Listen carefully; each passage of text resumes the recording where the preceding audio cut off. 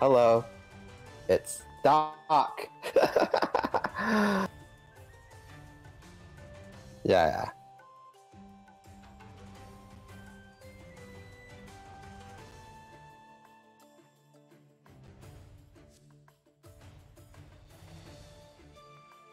It'd probably help if my mic was unmuted.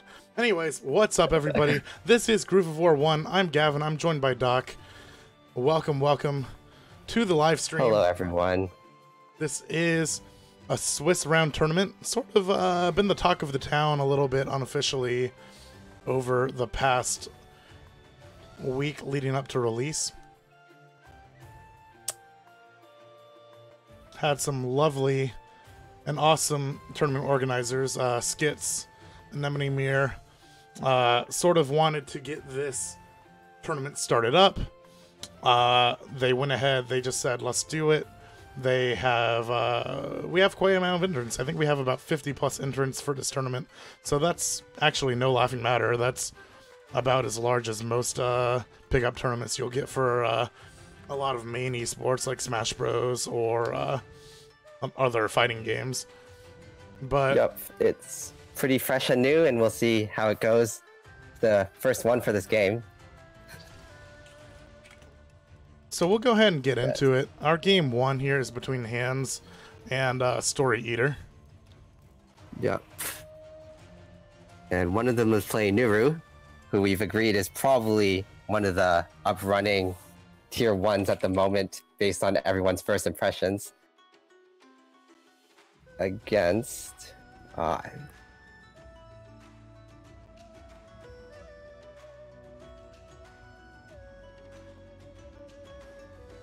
someone who hasn't locked in yet. Hands playing Tenry. They're both in the game. Alright. Let's get into this one. This is a best of 3 tournament. For those of you just now joining us, let's quickly go over the format of this tournament. This is a Swiss style tournament into a single bracket. So what that means is the way this tournament is formatted is you are placed in a pool of however many opponents. You're going to play a set of matches, and if you place first in your pool, you get moved onto the singles bracket. So we are currently in pool play. It is best of 3. Map is chosen by host, and host is chosen by coin flip.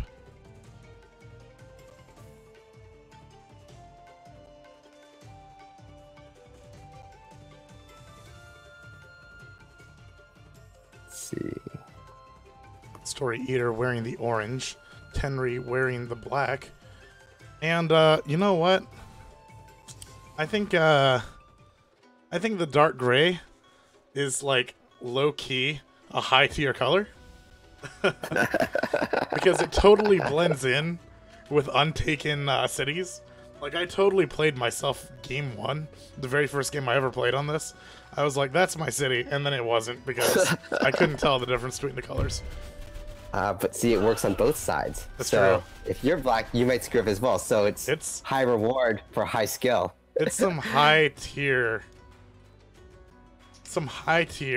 camouflage. Just saying. Yeah. This is a nice big map too. Definitely gonna make it so Nuru doesn't have to save quite so much in order to threaten the bomber, but there's not too many roads either.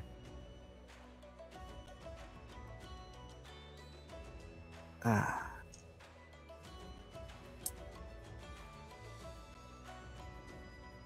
is a 2-factory map. 1 airport, 1 tower, quote unquote. Yep. Strongholds away from your initial spawn.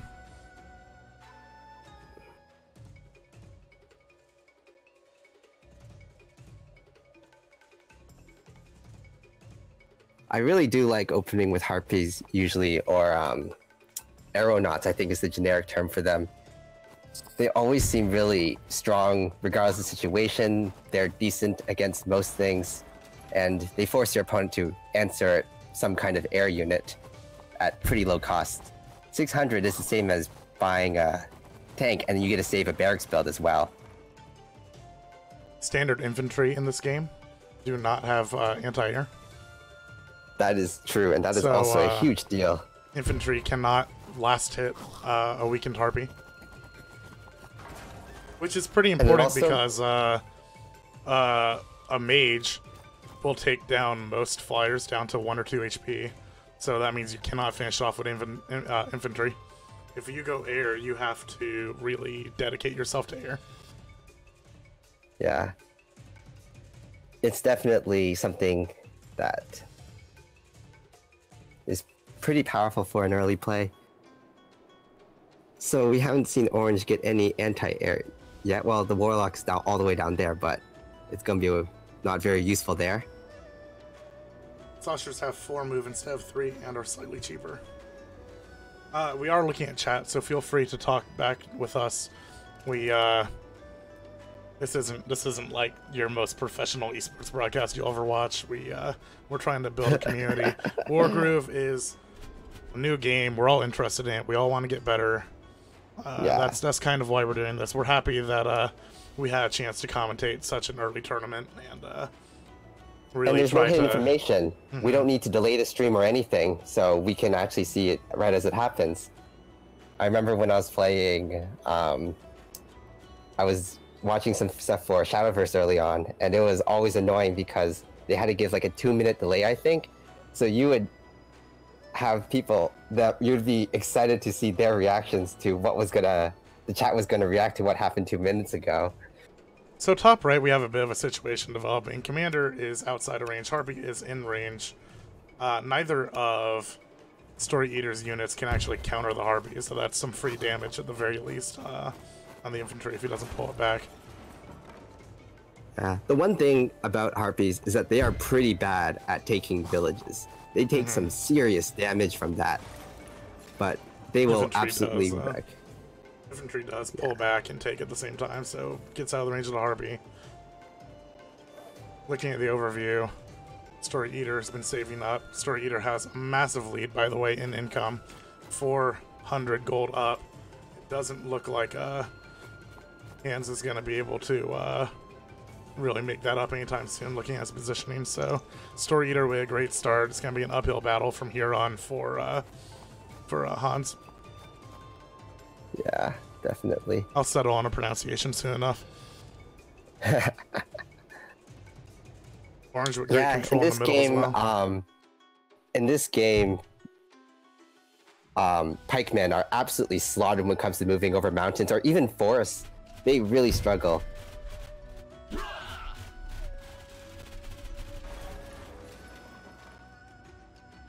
By the way, ballista up from the expansion factory for the storryeater.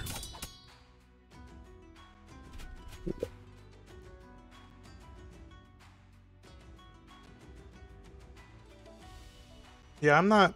If I'm Hans, I'm not exactly sure what I'm gonna do here. He needs to move those 2 infantry on the left side and take that factory very, very quickly. Yeah. Oh, he hasn't even taken his factory yet. Yeah, No.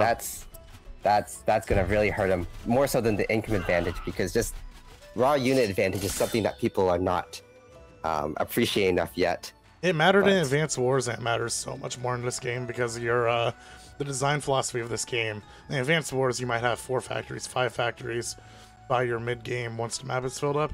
In this game, most of our 2-player maps have 1 factory or 2 factories at most.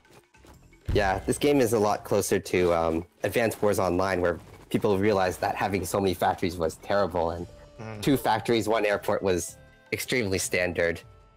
So this is much more familiar to that. Which is a good reason why Nuru is so is considered so good right now, just because of that extra unit production. Yeah, same as Valder. Both of them are Exactly. just free unit advantage. Ballista in range, Harpy's gonna have to pull back, won't be able to counter on the commander.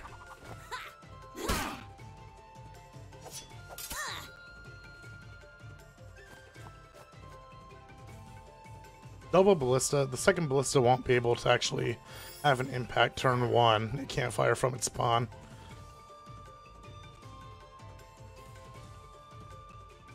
Meanwhile, by the way, we do have a mage at the bottom left from storryeater who's going to take a third factory in just a moment with no possibility for counterattack by Hans. Yeah, that's not looking good. The second ballista, the one that's already placed, is covering the entire top right quadrant. That's a great move if you're trying to expand out on that corner just to build a quick artillery and cover the entire quadrant of the center island.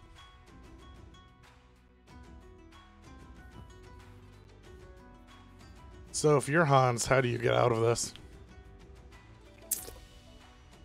Well, I mean, it's a turn-based game, so you first have to wait for the other guy to make a mistake. We'll have to see what he can do. I don't exactly know the mechanics of the tornado too well, but that's always a hope.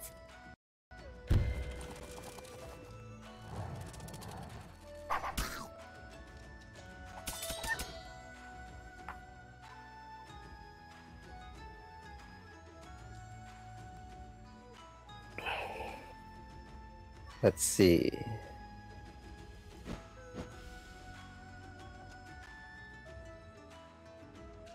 Early harpy. Yeah. Not really adding too much value. Just look at the gold disadvantage. Hans is down 500. 500 a turn. That's gonna hurt. And he still hasn't. Is that factory his yet, or still not his? It's still not his. Oh, that's really bad. So storryeater can either take the city or deny the factory. He's gotta take the factory. So. Yeah, once he takes the factory that close to headquarters, it's probably over. He didn't take the factory. So that, I mean, I still don't think it's the greatest position for Hans, but it's still probably over. But I think I would have taken the factory for sure. Actually, you know what? That's a pikeman, so it can't. Oh, it does have the movement for it. Because it's a road. Yeah. So there is this, I guess, scenario where Hans takes the factory and reinforces it with the pikeman, but this harpy here is going to even the fight. The pikeman cannot fight back against a harpy, so. Yeah, I mean, I'm pretty sure a warlock is going to do pretty well against the pikeman anyways. This is my fight. Nuru just killing with glee under the shade of that ballista. And also has Groove charged. Yeah. Groove charged. Oof. 1200 income next turn. She can use Groove, basically just put a Revenant on top of Tenri, and then we're gonna start partying there. Yeah. Also, that looking to take out that city. Yeah, and that's the city next turn. You'll have 600 income. That's. Hans does have a trebuchet out, so he can sort of. That's not gonna do anything without any defensive units to back it up. Well, I was gonna say he can start rotating top left downward. If he loses his air, though, he'll have no way to contest air units, and newer bombers are going to get very scary very fast. Okay. He needs to take the bottom factory, so he can that mitigate losing his tower up top. That window is completely passed now, I think, with that last move.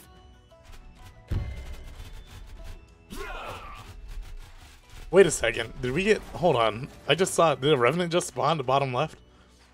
Did he have that factory all along and we just couldn't tell? He did have that...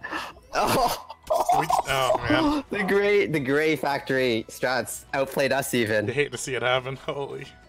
Did anyone else on stream actually realize that was his factory? Oh. Okay, so that... I mean... That makes that play make more sense now. Yeah, absolutely. Does that... Yeah. But I actually just got the numbers for that, and that mage is going to be able to do about 35 to that Revenant right off the start. Which, by the way, is just a very bad number for a Revenant to be at. Like 50 to 70, not dealing as much damage and not in crit range. It's kind of a sad place to be. Also... the Harpy's gonna start harassing the Revenant. So. Oh yeah, with the between the Harpy and that, I think it'll be down to, well, it'll be pushing the crit range at least. Won't have much to hit except for a forested mage, but. Is this gonna be a dragon? I think it's gonna be a dragon. Nope, a Revenant. Nope. I think I would have made a dragon there. I also think that I would have also not really cared at this point.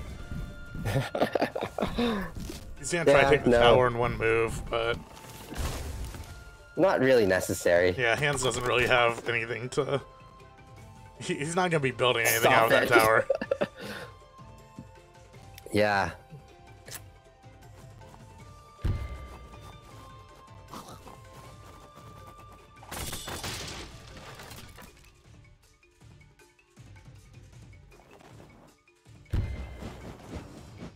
Witch versus Harpy. Complete massacre. Yeah. What is the Witch's crit condition? Good ordering. Well, not that I need to check, but it deals. When it moves, I guess. We're still learning, guys. It's crit when their target's not standing beside a witch on their team. Critical hit when target's not adjacent to its own allied witch. So almost always. Yeah. That is. So I guess witches have to group together is the mechanic there. If there was, yeah, if there was any better analogy to the original fighter jet and not being in formation, that's a pretty good reference. Yeah.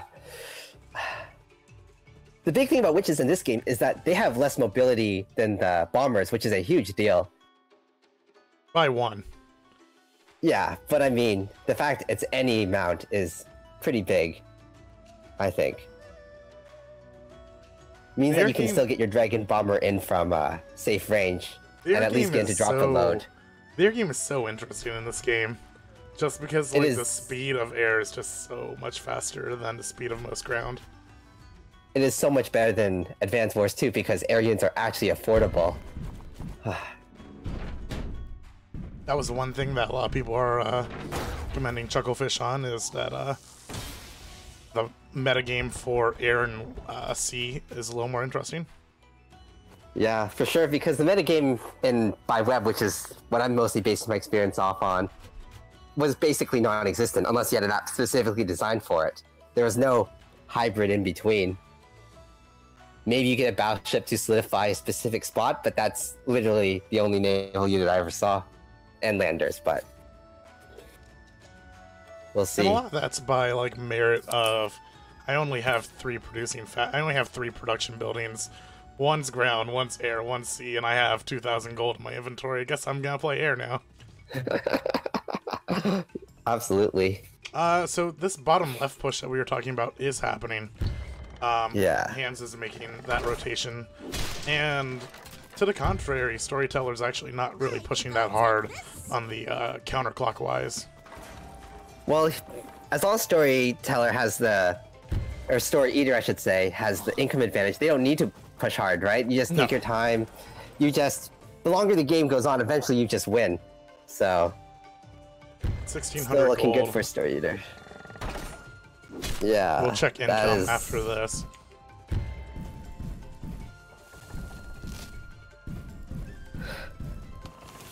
I mean, I see why he built a giant. I think a bomber definitely would have been better still. There's not a single unit on the field for Hans that can counter a bomber. That can counter a dragon. 700 income for Hans. 1,400 for Storyeater. That is a massive unit per turn at this point. But, I mean, like we mentioned, this is a little formidable at the bottom left. This is probably going to result in a 2-building flip for Hans. Yeah. X hitting everything but the giant. Black's investment in Golem is hurting him. It's saying they're doing nothing and he has nothing to do with Harpy. That is correct. Yep. You might say there is some, like, small investment in distraction, and there is an alchemist behind. There's the dragon at the bottom. There's the dragon. Shower. Yeah, that's... Although there really is no good air answer to Alchemist anymore. Not like... They're still one-shot. They one-shot dragons, right? So... Just about. Not. I think they take it down to 2. But again, that's what we were talking about at the very beginning of the match, where your slashers, your standard infantry can't deal damage to air. Yeah. So you're not going to get any 1 HP pickoffs. In general, counters are just much harder in this game.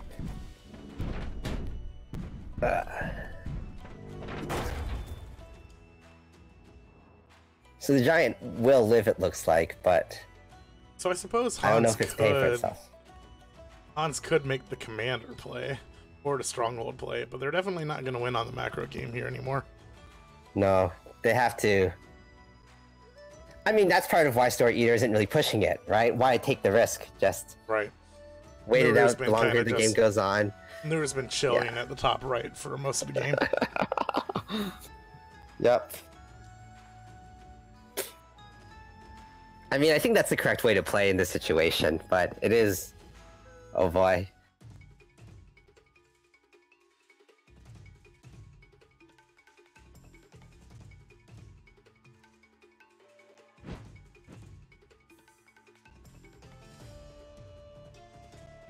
You know, though, if I'm storryeater, and I'm looking at my gold income, and I'm looking back at the map, and you look at raw unit, like raw army size, it does look kind of scary at the bottom left, but he has 9 extra units.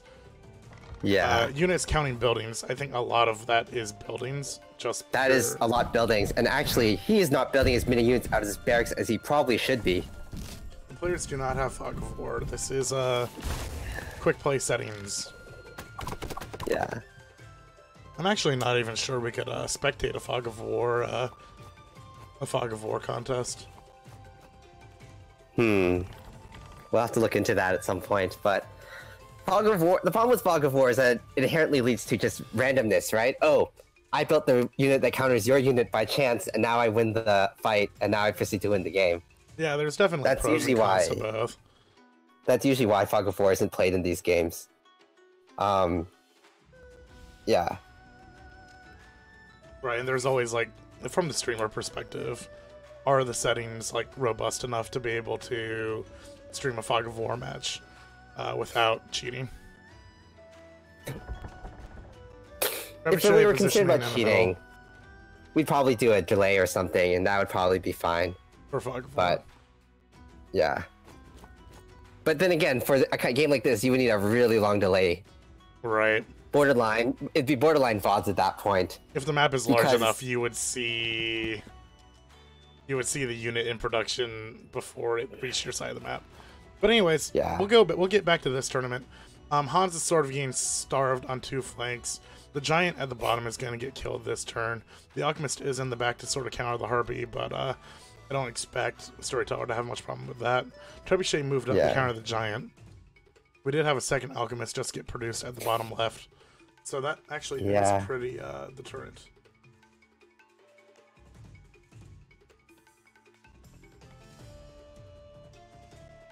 Ballista is in range to hit most buildings on the top left. Yep, he wants to shut down that factory.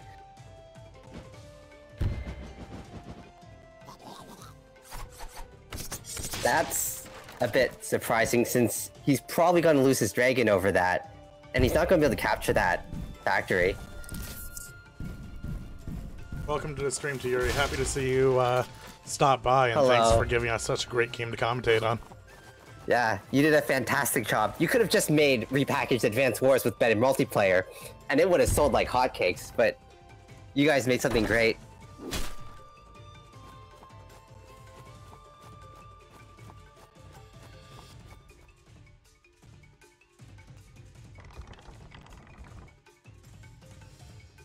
Looks like storryeater is just trying to shut down his production. That seems to be his plan now. Which, by the way, But, I is mean- surprisingly high for how long this siege has been going on. Like, Han still has 700 gold, has a 1600 drop this turn. Yeah. Not that at this point I think that'll make a huge difference. If I were Storyteller, I guess the one thing differently I would do is maybe have some units pressuring from the center middle, just to get some maybe ballistas on the stronghold. But that's just the most useless complaint at this point. Like, he's gonna kill. Yeah. Though I'm really questioning this play with the dragons. It's just, you know, trading is a form of income in a sense. But we'll have to see. He's spending all his money on dragons, but dragons are not a cost-efficient unit in general.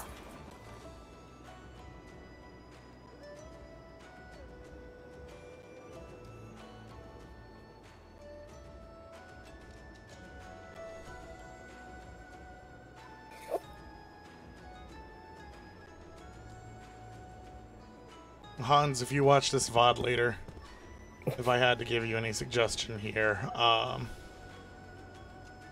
You know, I might be crazy, but I think Hans might have more value on the map at the moment. Just because Story Eater's been throwing away all his dragons and high-tech units.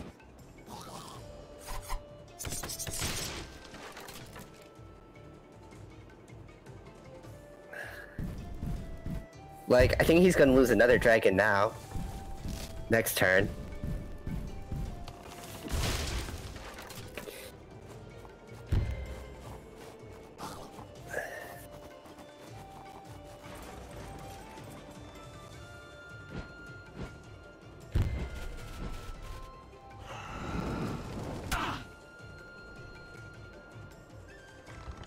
There's no anti-air at the top, and that will probably let Story Eater still win, though.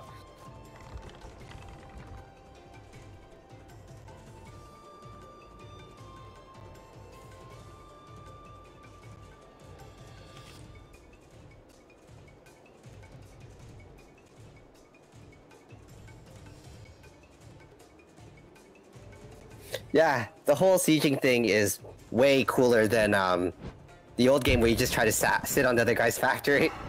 it adds such an interesting layer to this game.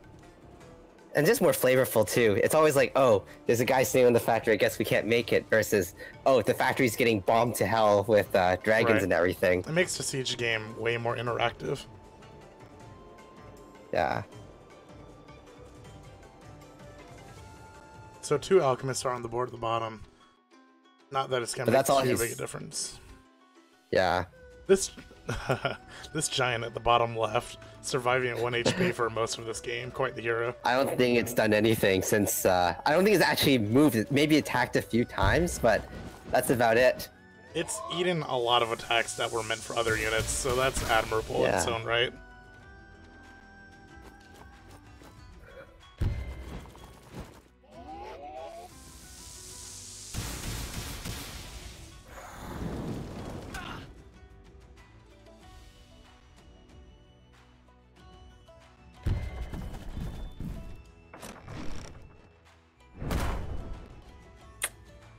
Marking the giant Man. into critical range, which is just...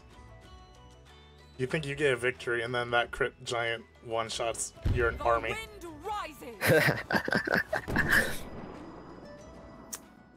I haven't seen the numbers on the giant crit yet. I don't know Wait, if it's hold actually on, more hold on. damage. Did you see that? What just happened? The OP backdash by Tenry gets on the bridge, it's back, and teleports one step to the back. We're FGC now, guys. Nah, Funny at the Hans is mid-text. having a little bit of fun. He knows where this game is headed. Yeah.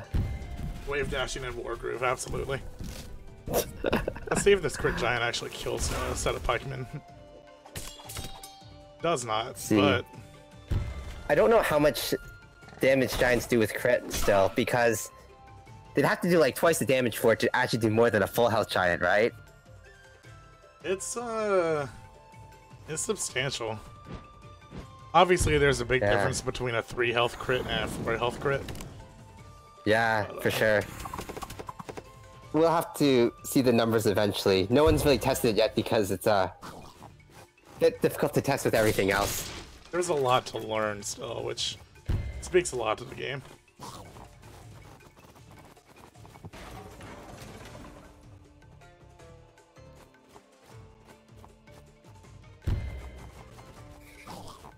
My favorite part is when I hit tab at the end of this battle and realize that Han still somehow has a lot of income.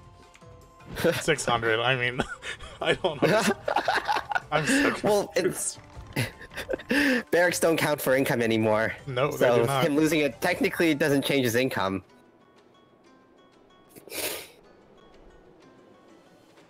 It's actually pretty interesting that they don't anymore, because there's some maps where I think the correct choice is to ignore a port or Absolutely. a certain factory. If you're not going to build off of if you're not going to build off a port or a tower, you might as well ignore it until you're ready to start building off of it and you have the income for it. Yeah, it adds a lot more depth to it, and also makes it so there's situations where I was like, maybe I capture both the towers on this map, or do I just go for a huge income advantage? You have to think, is it actually worth it to get those towers? It's not just, oh, the towers are strictly better. So Han's retreating back. Chooses to heal the pikeman instead of the giant. Does recapture the factory, and which was a necessary move. Mind you, his final factory had just been taken. He's sitting on 2,900 gold, so... He couldn't actually heal his giant, because giants are... You can't heal from your headquarters. But the pikeman healed off of the town to the left. Yeah.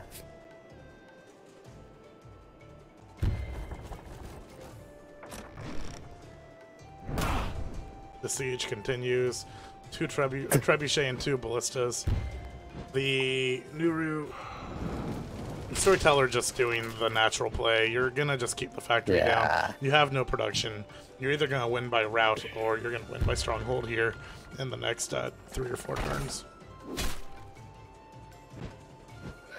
storryeater is just taking his time. Yeah, he's setting himself up as a very patient player here. I feel like a lot of the time games don't get to this point because usually when a player knows they're starting to lose, they don't want to go into this position, so instead they make a risky play with the commander, which is what I think is the correct move in that situation, but there really wasn't that turning point in this game. Right. When I'm in this situation, I make a like you said, an aggressive play, or I just do an early surrender. I mean, I treat it like StarCraft 2. Take an early surrender, take the L, take a deep breath.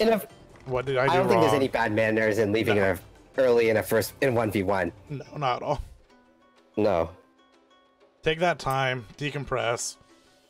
It's really weird because in some games it's treated as bad manners if you rage quit, but in like Go and chess and StarCraft, it's like, yeah, dragging it out can be considered bad manners.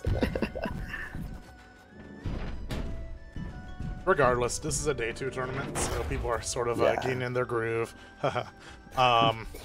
Figure out what they want, what's going to be normal. And let's be honest, this community doesn't really have that much, like, total competitive experience. We talked about this a bit off stream, but I remember. We're running this tournament. The skilled guys over at Groove of War Discord, Skits and the crew, great guys, and you know, a lot of people have never played in a tournament like this before, so it's a really fun experience for them to see. Okay, all my friends who are talking about Smash Bros haven't shut up for 2 months now. What are these tournaments like? For sure. You're going through a little bit of growing pains on that. Full strength ballista didn't really do much of that giant. Interesting. Yeah, ballistas do not do much damage in general. A full health ballista crits 23. Ballistas actually can't one-shot anything except for air units.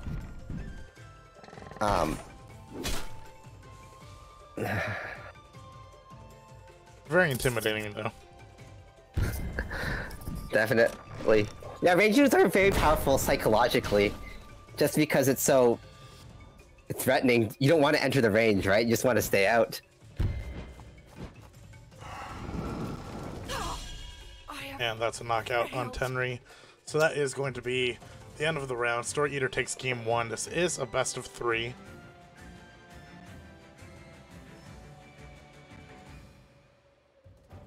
Thoughts on the first match?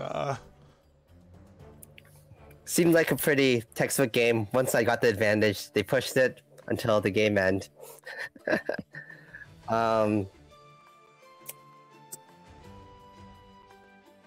I don't think there's anything too big to note. The map seemed pretty standard overall. Bit of a higher income map as well. Yeah, I want to say that storryeater had about 1,200 income by the 5th or 6th turn, right? He had most of the income for most of the game. It was pretty extreme. So that's to say, if I were Hans that round, this next game, I would just so focus on matching that income before anything else. Like, you want to get the cool unit out, but you also want to, like, more quickly match that overwhelming income. I think it's just something that's going to come with practice. People are going to figure out the best way to capture their half the map, right? Every map is going to have a fairly correct way to play it, I think. It'll be like the standard opening, and we'll see how long it takes. So we're waiting for Hans and Storyteller to set up game 2. Go ahead. Yeah. Like, one thing I noticed is I believe the map is called Ban Beach. I think, from my experience, the correct play is to use your first infantry after capturing the town on the west and go up or down, depending on which side you are, to the middle island. Capturing the port puts you really far behind, and usually you can just hold that other village. Once that happens, then... There are quite a few situations in this game where if you take a port, you're 2 turns away from your next village. But if you took the village, you're chained to another village. Like, you can do a one turn, 2 villages. So definitely. There are a lot of, like, accidental bad early game plays you can make. And then some maps are just broken as well. Oasis is a map I really hate playing, because when first player plays it correctly, they steal a village right off the bat with a wagon. Wagons are gonna break this game.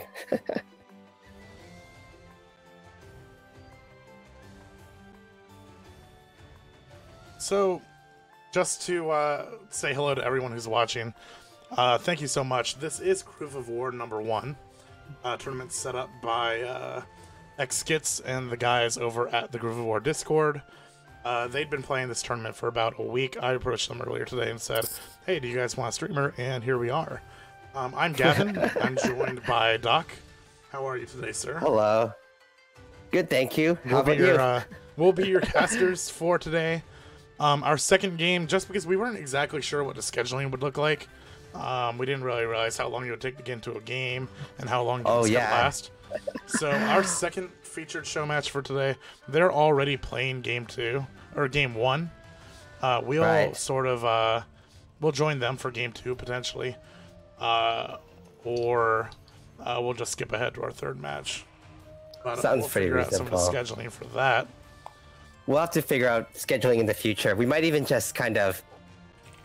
I know with Shadowverse, what we ended up doing is just kind of popping in and out of different players, following them, watch one game from a set, then move on to another high-profile match, and kind of just keep bobbing around like that. Since it's really hard to tell. Some games are going to last 5 minutes, some games are going to last 40 minutes. So we do have game 2 lined up. Hans is switching to Valder. Yep. Well, actually, that might just be... Is that the default? Maybe no, it's not the default. No. Sigrid. I'm a big Sigrid fan. We'll have to see about... Sigrid seems interesting. I know that my playstyle naturally counters her, because I feel like throwing units at a commander that naturally regains health and has such strong stats is a bad deal, so I'm not affected by playing around the factional heal. So this map is another map where I'm not sure, but I think player 1 can actually take both the factories if they get a wagon on turn 1. But I think I could be wrong in that, and it requires the other player to also make a mistake. This is interesting. I actually have not played on this map, but notice that the notice that Middle there factories. is. Well, notice that one soldier is past the midpoint line. Yeah, and that definitely changes things. I remember what I did in my game was I had the wagon from the factory. I took the wagon to the left, I believe, and took my pikemen to the right, and managed to get both the factories. And it was pretty disgusting because I just... Well, that's a situation where you spam pikemen until you win. Because you have 3 factories, they have 1. Now what you are doing is, if you get wagon turn 1... I mean, you also get both the cities. Yeah, you have to build a wagon turn 1 here to keep up. Yeah. And then he takes the factory, or he takes one of the cities. Yep. That's going to be pretty normal on both sides. Right. What they do, I've seen people do different things with their pikemen, so we'll have to see how that turns out.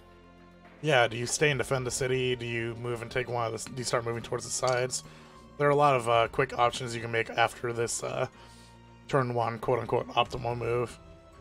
Yep. Oh, there's the wagon as well.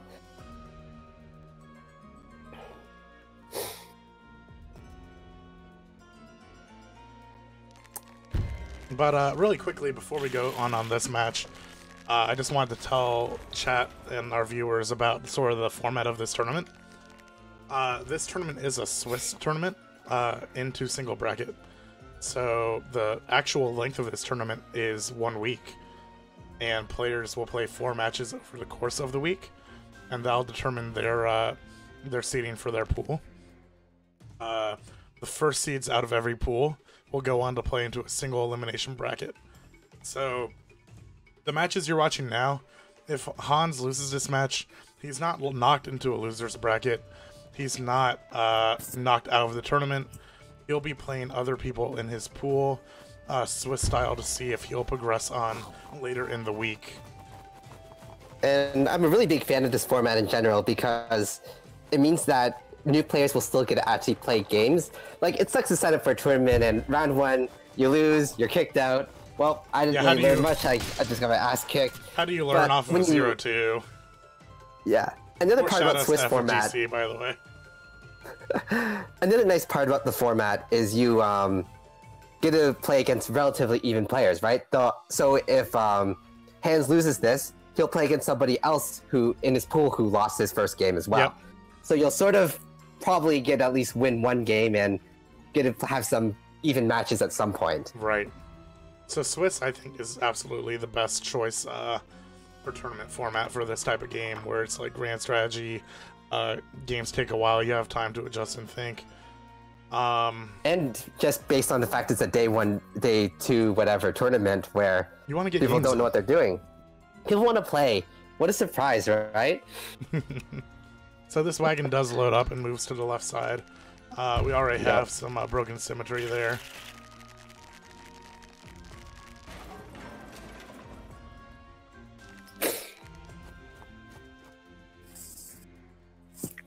Battle Doggo spawned from Hans.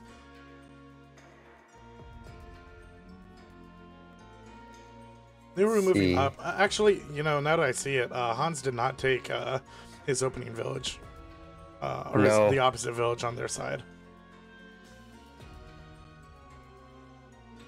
I think Hans did, but left. it just got got neutralized. taken. It got taken. Okay. Yeah. I was so busy explaining, I didn't even notice. I'm a top-tier commentator. But apparently, it's EU players playing right now. They're in the EU pool, so this must be. Well, it could be a few times for them, but.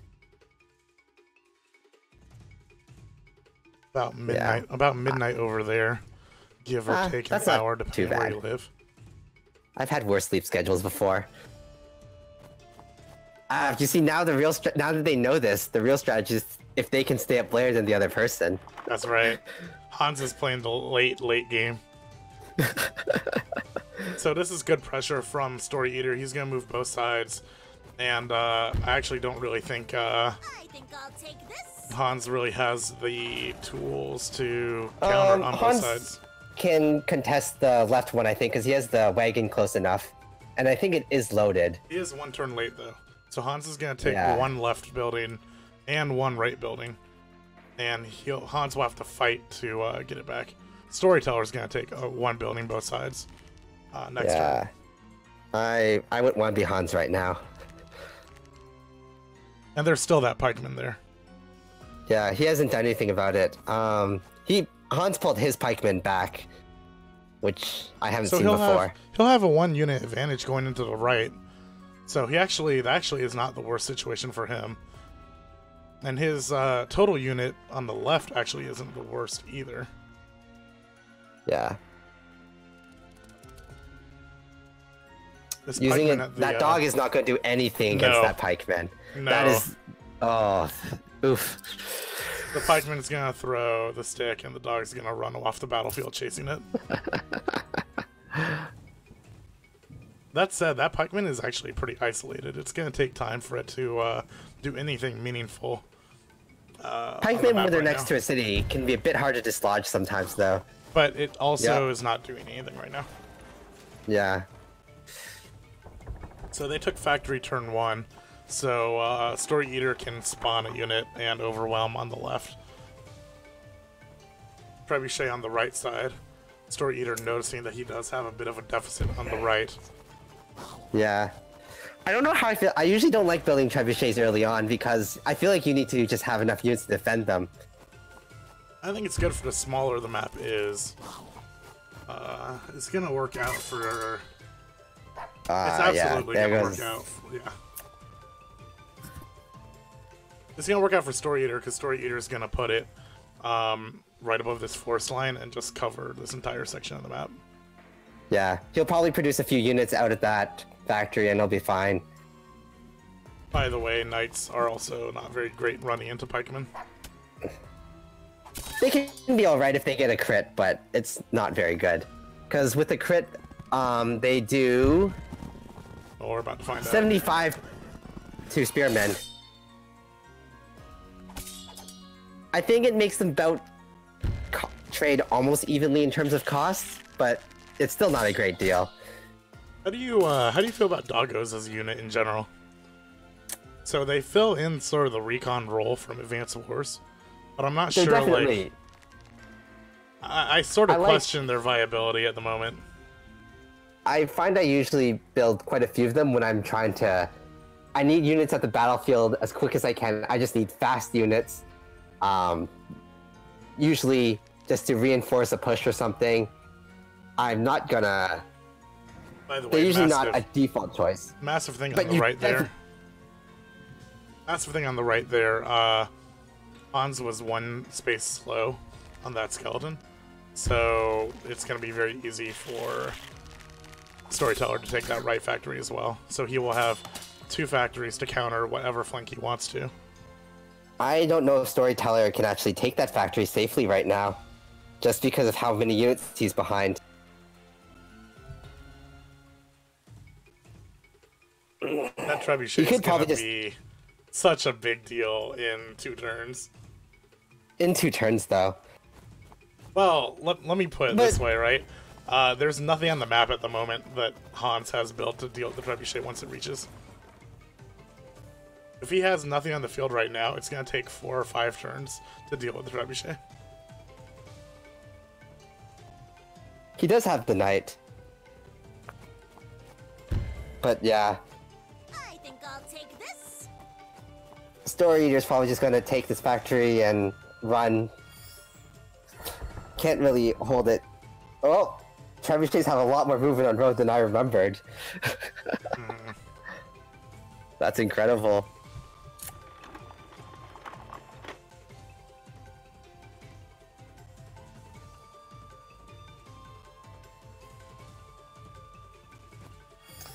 Yeah, dogs are definitely useful in Fog of War, but I think the main case, because I've been playing quick play a lot, factory far from the front line, don't have the cash for a knight.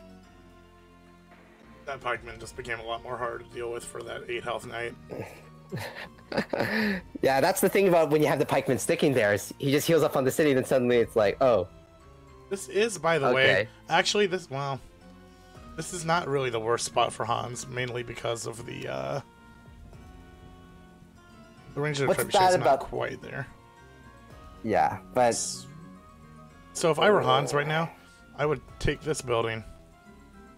I would reposition my skeleton, and I would kill. he can't.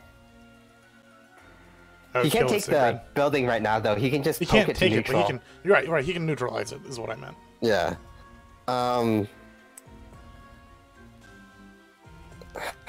What do you do if you're Hans? I don't think you do that. You cut off. Does the pikeman?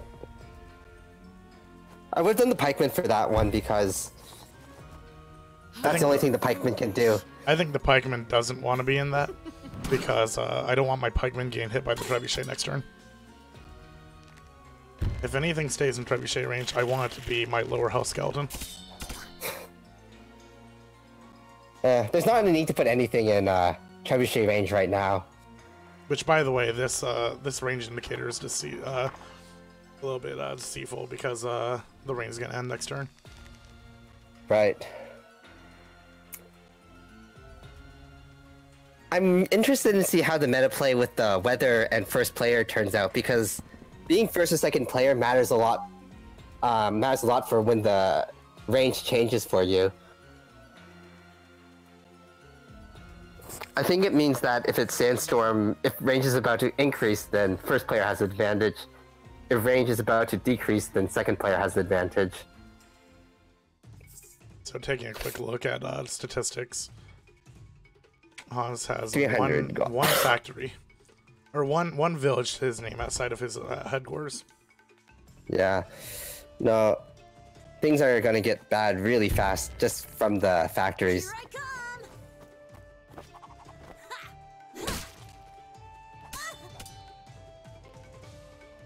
Because I think, generally speaking, it's fair to say the cheaper the unit is, the more cost efficient it's going to be.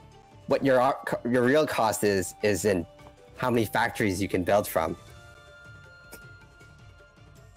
So we're actually seeing, I think, a giant from him, which is just surprising. He wants to kill Sigrid. If Hans doesn't retreat his commander next turn, it has a pretty high chance of dying. Meanwhile, on the left, how much meter is Nuru at? Nuru's at 70. Sigrid's at 44. That's like one kill or a few turns away. By the way, we have a massive threat on the stronghold as well here.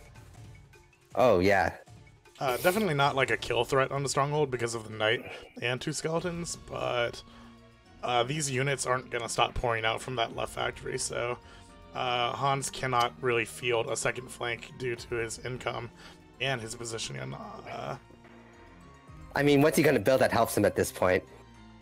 He can build a trebuchet one space up from the factory and cover his stronghold, and then pull back his right side units.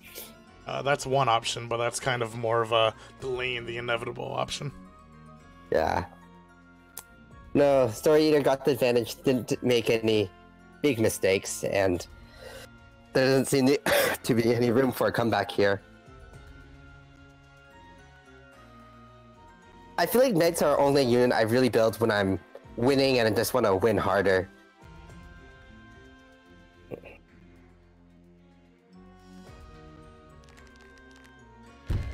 Yeah, storryeater is currently 1-0 right now. Knights are an interesting unit because a lot of times on the smaller maps, you do end up with 600 income at certain points of the game. So you're kind of like, do I build one knight per turn, or do I save up for one of the beefier units or artillery?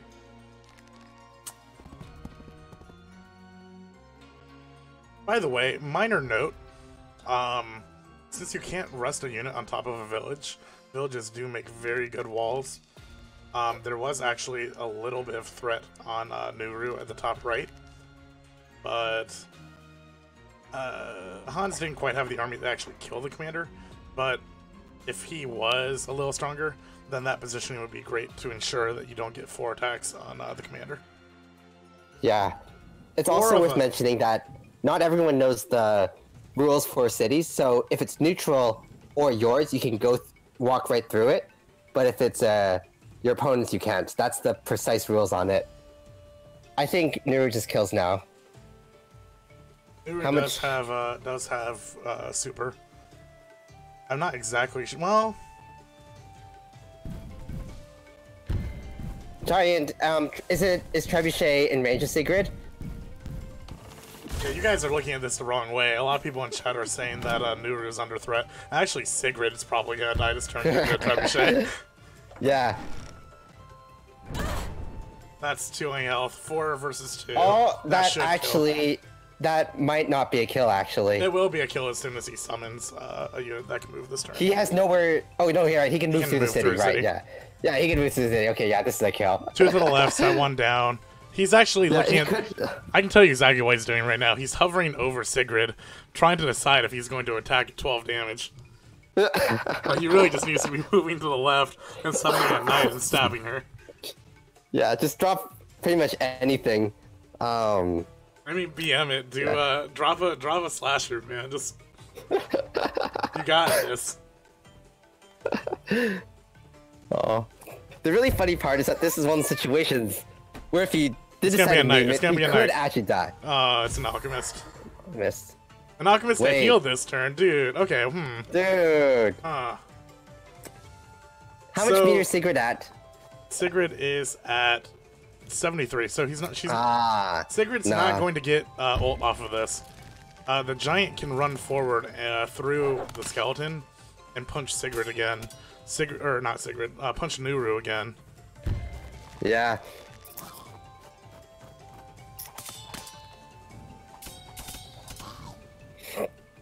The stronghold defense is not really holding it up, but it is like distracting and wasting time.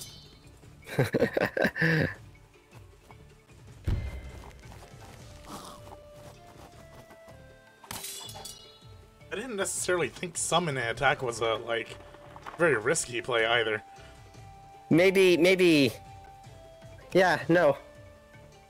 So So the funny thing is that as important as it should be, I have no numbers for crits on commanders. By the way, that's an But, enemy giant, not a friendly giant. So we have 13. Well, he's gonna sack 1 skeleton for damage. May just only do 20 damage to commander, so I guess he was being safe. Could have just built a cavalry.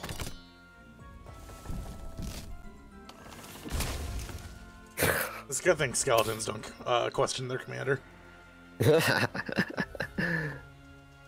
Knight would have done 25, so I Knight... would have absolutely ended it. A full health knight against not a 2 health necessarily, commander. actually. Knight only does, without crit, it only does 25, and plus that's on road. So on plane, you reduce it by about 10%, so it could have possibly failed.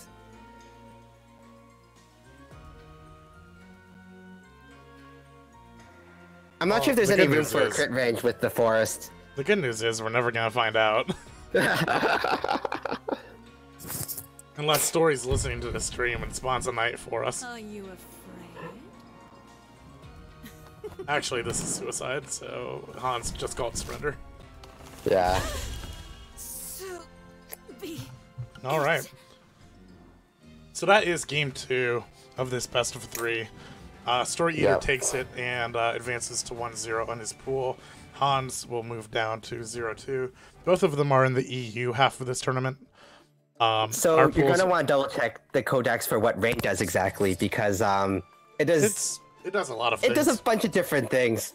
The big one is it reduces ground unit range by 1. That's the big thing. Commanders in game 1 were Tenri and Nuru. So, at any rate, guys, we're going to go ahead and start lining up game 2. We hope you guys enjoyed that. We're going to take a small break as we line up that game. Yep. Thank you for the subscription, by the way, Atlas Titan, a longtime viewer of my stream.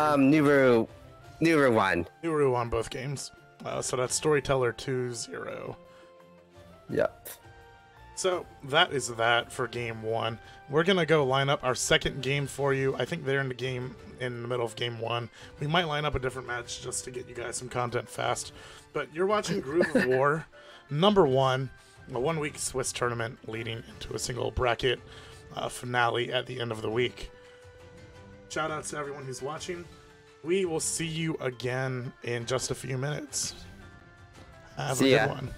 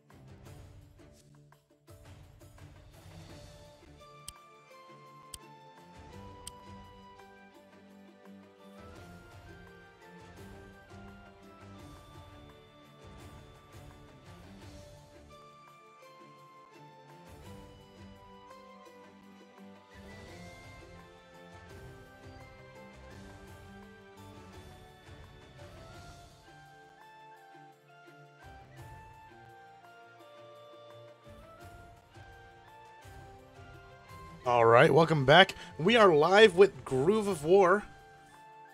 I'm Gavin. I'm joined by Daak. How are you, sir? Good, thank you. How are you? Doing pretty good. Daak's working through a little bit of lag on his microphone, so we will sort of work our way through that. He might be popping in and out of our call. But How's my audio sounding? yeah, a little robot-y. Just a bit. I'm gonna try to reach the call, maybe. Yeah, we'll do that on our side. But, anyways, I'll walk us through this as me and him continue to try to connect. But we have Peptobislawl versus Acheron. Acheron, one or That's the a other. lot better there. Just a little robot-y. Yeah. Either way, again, we're gonna let you work on that. Yep. Sorry about that.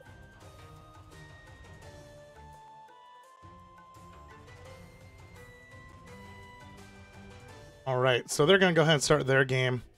Regardless, it is going to be Peptobislawl versus Acheron. You might see him in the you'll see him in the actual official Wargroove Discord as not Advanced Wars, which I think is hilarious.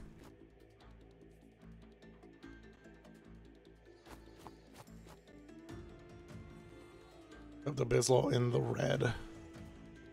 And playing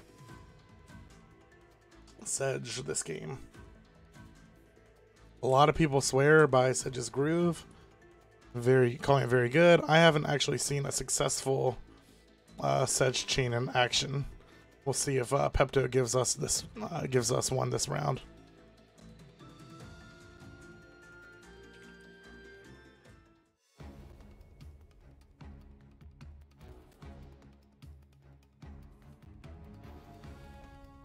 So this is once again a best of 3 set. Welcome to Groove of War, a Swiss-style tournament taking place over the week. This is day 1 of the tournament. Players have about 400, or about 400, wow, I'm thinking gold, have 48 hours to play their matches in each stage of the tournament. So these are some of our early featured streamers who are, early featured players who were available early. Starting at gold on this map, you have 12. There are only neutral sea villages. Everything else on the map except the top factories are yours. Lots of options in that regard. Your only dock is in the top right and top left of the stage of the map, so it will take time to cap all of those all of the sea villages. All right, and we're back. And we're back. Wow, Doc.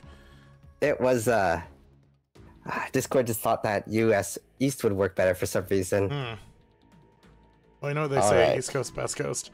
But again, just to catch you up, Doc. Yeah, while you weren't watching, they took every single city on the map. Definitely wasn't already like that prearranged. But no, both players start off with 1,200 gold incomes. I haven't played this map, actually. Pepto is playing Sedge, and Acheron. This is the right map for Sedge. For sure. I think that players are going to have to adjust commanders based on which map they play to an extent, because Sedge just doesn't work on small maps. But on a map like this, we might get to see Sedge's groove. Now, have you actually watched a successful Sedge yet? I have not seen Sedge actually get to use his groove before. Neither have I. I've never. Yeah, So like, I get the reason. I'm assuming the gameplay loop with Sedge is that you get your groove, and you do everything that you can to never lose it. Yeah, I think you get the groove, and you permanently have a 35 execute that you can repeat as many times as you want. Right, if you kill it, if you execute with it, that's you all it is. it resets your groove. We have 2 towers on this map, one at the bottom for each player and one at the top for each player. We did see a witch just spawn to counter a harpy that was crossing the lake, so Acheron is going to counter that pretty harshly as he takes his tower this turn as well. amphibian on the top right to start taking these neutral sea villages. Once again, that's the only form of neutral income on this map. I like how a lot of maps actually have sea villages being kind of optional because it's like something you can invest in, or you just go for more tempo immediately. There's definitely some maps where you should ignore them. This one looks like you probably don't want to ignore them because they look fairly accessible. It's not, I don't think it's quite, it is one village a turn, yeah. Yeah. You get 2 villages like that. Some of them, it's like you build a seaman and in 5 turns or 3 turns, you'll start getting 1 a turn, and that's a lot less compelling. He did build a second amphibian, though. I'm actually pretty curious to see what he's going to do with that. Sandstorm rolls in. Not really going to affect too much here. No ranged sieges going on right now. For those of you who don't know what bad weather does in this game, it reduces range by 1. Ground movement's a little slower, and air damage is a little weaker.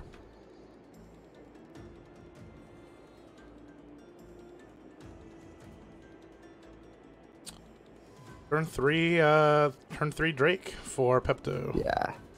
So everyone who wants to know the precise things of what it does, ground unit range is decreased by 1, air damage suffers a 0.8 multiplier, and naval movement is decreased by 2.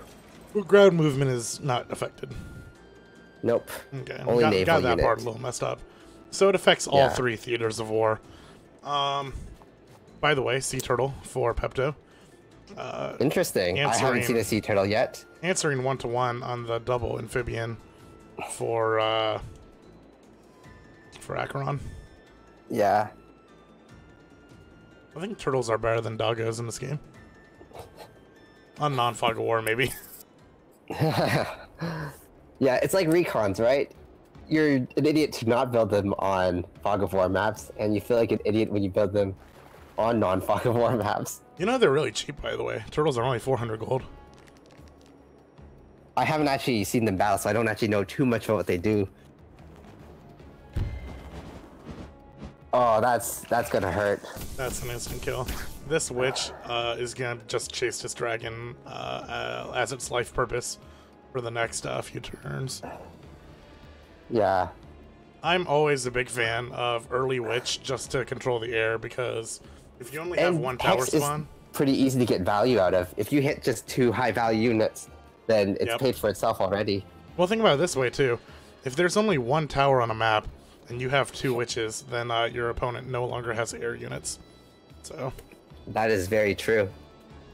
you could always come in with ground, but with the position on this map, I don't think that tower is getting any reinforcements anytime soon. So Acheron could build a second witch here and completely lock down the tower, or he can start focusing on the ground again. Make There's a hot air balloon a viable move. He could.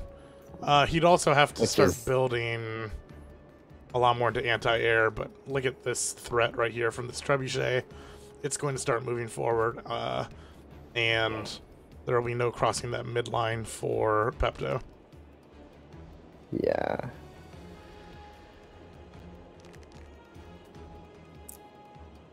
There's an alchemist on the field as well for Acheron. I'm not really sure. It's probably not Acheron really is there playing for... pretty defensively as a whole. Yeah, it's there as a heal unit. It's not there for anti-air. I wonder if it's possible for Red to snipe that bottom middle city. This one? Yeah.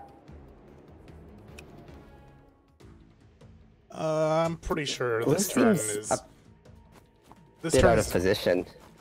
this turn is very much going to decide the course of the game in a lot of ways. There's a dragon under siege at the bottom. There's a trebuchet he has to figure out how to counter. There's no moving forward for Pepto, the way I see it, because, I mean, Valder's just going to shut... Well, okay, I don't know if that dragon's out of range. Is that Okay. right? Up, yep, it's out of range. We both sort of paused there. Witch on the field. Witch on witch combat. That's a mistake. Yeah, I mean, first hit's he's gonna... gonna get punished for that. Well, then again, he could be using it as a distraction so he actually can have his dragon do something. He could, So- he could do a second witch next turn as well. He has a gold income for it. Yeah. This is interesting. You know, you don't usually play on maps with this much income. So personally, I haven't played in many 1,000 plus income games, and I've not watched many either. I've played one, and it was pretty... It was one of my few games that actually went into the late game, so we'll have to see how long this one lasts. Pepto. I don't know if naval combat can come back. Pepto defying convention. He is going to push past that midline. So we're going to see exactly what Acheron does here. Does he move Valder up and go for a counter? Probably not, because Sedge is out of range. No, it's too slow to go around the top. Oh, there is actually towers at the top, so... Yep. Okay. I think your call is right. I think this bottom right, or this bottom center is under a lot of threat right now. Trebuchet is out of range. New front line's been formed. What's the range of that dragon right now? We'll check it in just a second. Wow, that did a lot more damage on first strike than I thought it did. Oh yeah, no. Air combat in general is very one-hit focused. Dragon's covering the front line. That's what he built it off of. Yeah. That's... Because I was thinking if it was in range of the headquarters, he could threaten the headquarters. You know, you called it though. It looks like Acheron is caught a little bit out of position here. That's an instant kill with the pikeman, but at what cost? We'll have to see. It comes down to how well he can use this dragon, I think. The dragon will get harassed by the harpy if the dragon moves forward, but... Oh, well, no, it's going to get annihilated by the alchemist. That does cross over. Yeah. The alchemist puts an end to any dragon play. Also, the witch that just 9-shot a witch at the bottom also shuts down the dragon. That witch play is gonna hurt him a lot because he basically gave a witch of gold away for free. Witches are such a high tempo unit in this game. Like, if there's a witch on top of you. Yeah, I mean, they wanted to make witches something you can build preemptively, and they succeeded for sure. So that's the second witch, which if I were Acheron, I would move it forward and now cover the top left tower.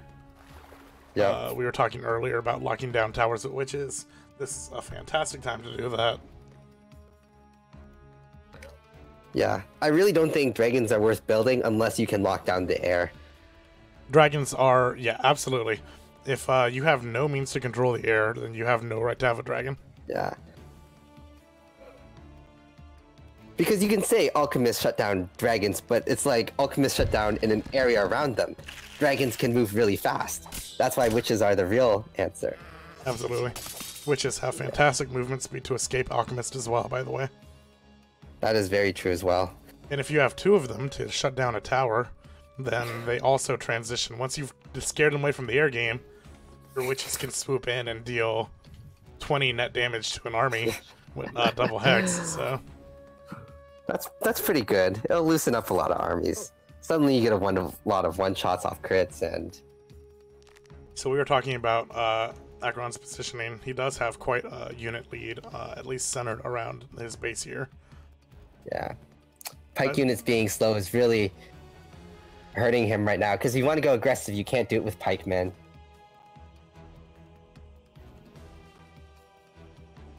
Like, he does have quite a few units. They're all just stuck.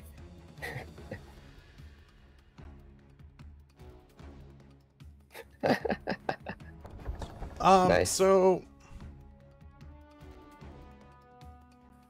Trebuchet moves into a much better position there. So there's an alchemist covering the front line. There's a Trebuchet covering the front line.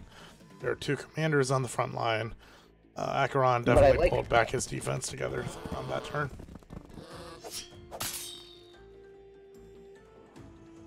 I'm a bit surprised he did that, because I thought he would want to get the meter on Sedge, but I guess he wants to get Sedge the heck out of there. Is Sedge in Trebuchet range? No. There is no favorable weather coming up. Yeah, he definitely should have gotten that meter charge in Sedge. I think it's, what, 20% meter for Sedge? 16. Oh, as in he gets 20 from a kill. Valor, by the way, is at 80. Valor gets 20 a turn. He gets like 80 a kill. So he kills, he immediately gets meter.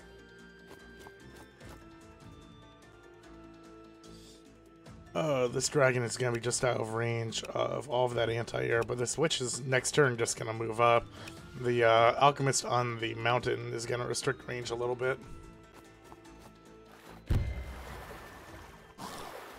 Yeah, if you want to push with slow units, you definitely need a wagon. I mean, you don't need one if you're going to push with alchemists, dogs, dread knights, but if you want to push with pikemen, soldiers, you definitely want a wagon. At what point, if I'm Pepto, do I say, let's hold mid-range and start trying to win the C game, and maybe come up this sort of divot in the island a bit? I don't know. There's enough value there. That's a long setup. No gold, so that was a 1 HP. That's just throwing gold down the drain for free. You hate to see it happen. You have to keep in mind. You have to very much keep in mind gold to healing. Yeah, that knight is just dead. That's gonna one-shot it.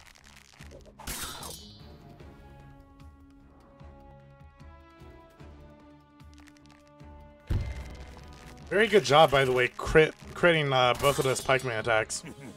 Yeah. Stepping stones. Very, very important skill to learn. Learning how to use all the crits properly is going to be a huge part of this game, just overall learning curve and skill ceiling.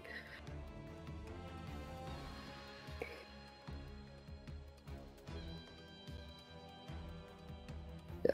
When you're playing Vader, you really remember that soldiers actually do have a crit requirement. When I'm playing other leaders, I'm like, wait, they have a crit requirement?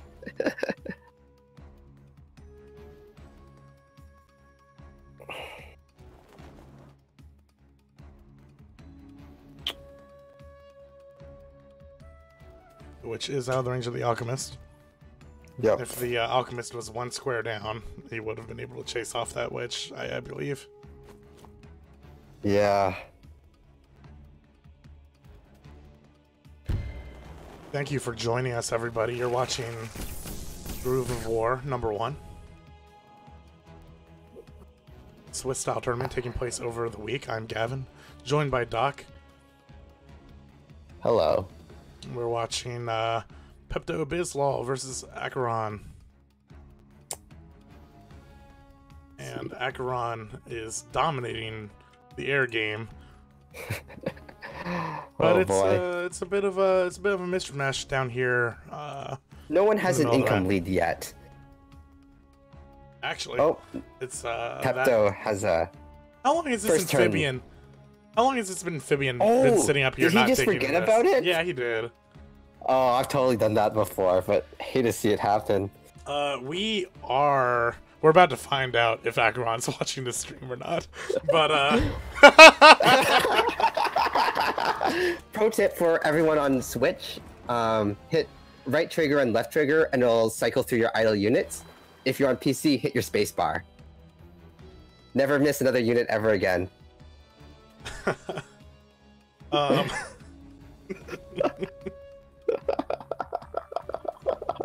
that was Acheron's phone a friend in action. By the way, we are seeing a harpoon ship here. Yep. I haven't really seen one effectively in action, but now that we've reminded the Acheron that there is a sea game in here, he is now determined to play it.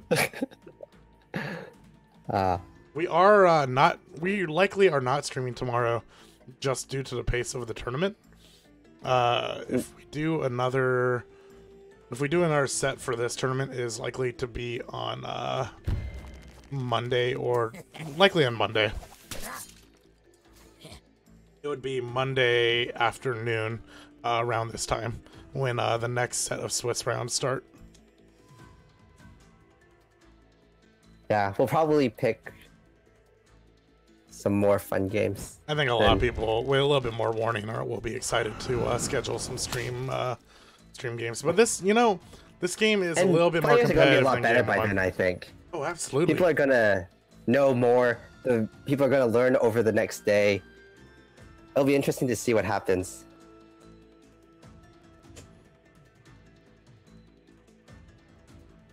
A lot of people are asking for Fog of War. It's a little bit impossible from a streaming perspective, like live streaming at least, without... I mean, even a 3-minute delays, a 3-minute turn would make it pretty unviable. Yeah. If Fog of War... I guess the realistic way to do Fog of War is to only show spaces that both players can see. I think the other thing is that a lot of players haven't actually played Fog of War outside of 1v1 or just playing casually with their friends. But Fog of War actually leads to a lot of really bad, just pure random wins or losses. Hey, some people love that. So that dragon... Is that a misclick? Well, if it wasn't a misclick, what else would it be? That's fair. As in, like, what unit could have popped out of that tower for that to be a good play?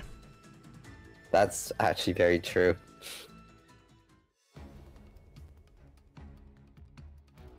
No, I think Fog of War has plenty of competitive viability. I kind of disagree on that, but either way, we're not really going to get to know that for a while until we start having tournaments that are using Fog of War playlist sets. There are ways to do it. When you played Advanced Wars Online, you'd have like a recon surrounded by pipes so that it could just see the base and what it's building, so it's not quite as random. So there are a couple things you can do like that. But yeah, just for the initial turns, there has to be some it's a different real game. map considerations. It's a different game. At any rate, getting back to our game right now, I am confused at the bottom left. The Witch Call, the top left. Maybe he thought he was building it at the. Maybe he thought he was building in the top left. It would have been such. Yeah. Maybe he's listening to the stream as well and just like selected it with the scroll button. No reason not to go for a dragon here. A witch is only there to kill the dragon, so even if he counterattacks the witch, I mean, what loss do you have? For plus 400 on gold.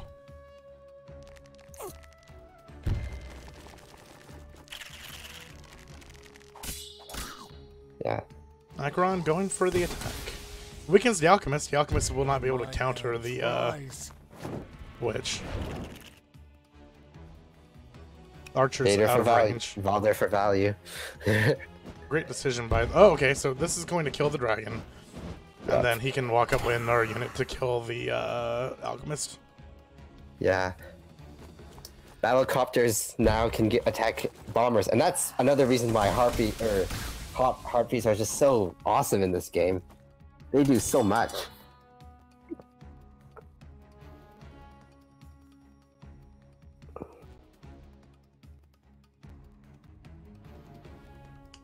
What can this Trebuchet hit next turn? It can probably finish off the Alchemist, to be honest. I think... It can kill either of these two units for sure. The Harpy cannot reach it currently. Archeon might have overextended with that push.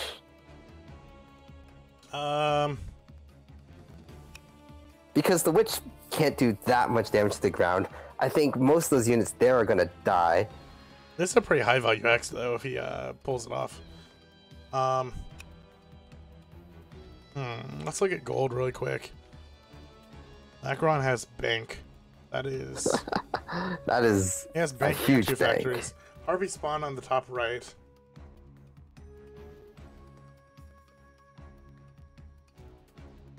There is the small possibility, by the way, the dragon has 8 move and the witch has 7 move. He can start max moving, chasing away from the witch and heal back up, but I mean...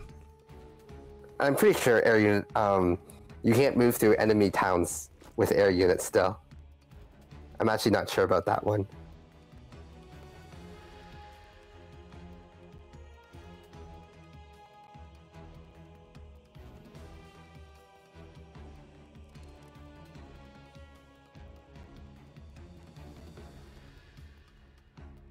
It's gonna be hard to break that pikeman line, but they're a little bit overextended. the trebuchet here, if you move up to this cactus, you'll be able to attack most of our army still out of range of the trebuchet. Markian gotta get his income advantage pushed even further. I feel like all of these towns should have been taken by now. I don't know why. He might. Red just might not know there's one down there. Yeah. I mean, this could very well be his first time playing on this map. I feel like when you join, well, yeah, absolutely. That's something to say. This is a day 2 tournament, and a lot of these maps these players have never played on, so you're getting a large degree of adaptation in this tournament. Like a lot of people are learning. Instead of learning optimal strategies per map, I have to learn the map in a competitive environment. Yeah. That's the alchemist kill, as you called. Sedge is still alive, by the way, right here. Sedge is also out of range of Valder. That's a value trade right there.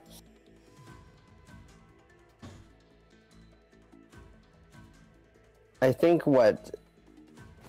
Pepto doesn't seem to be aggressively charging his groove as much as I feel like he should be. Yeah, he should be attacking whenever given a chance. I think what he should have done is use the 3 attack pikeman into it and then let the Sedge finish him off. That would have given him... He could have had his groove almost by now, honestly. He did completely clear the trebuchet range on this counterattack, by the way. Yeah.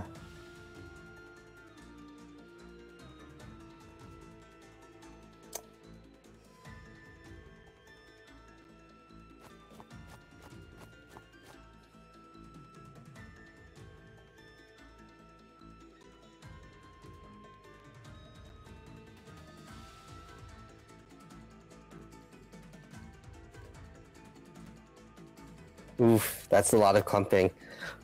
I definitely think some characters like Ragna, people just haven't... Again, her groove is so long to charge that people haven't been playing around with them much.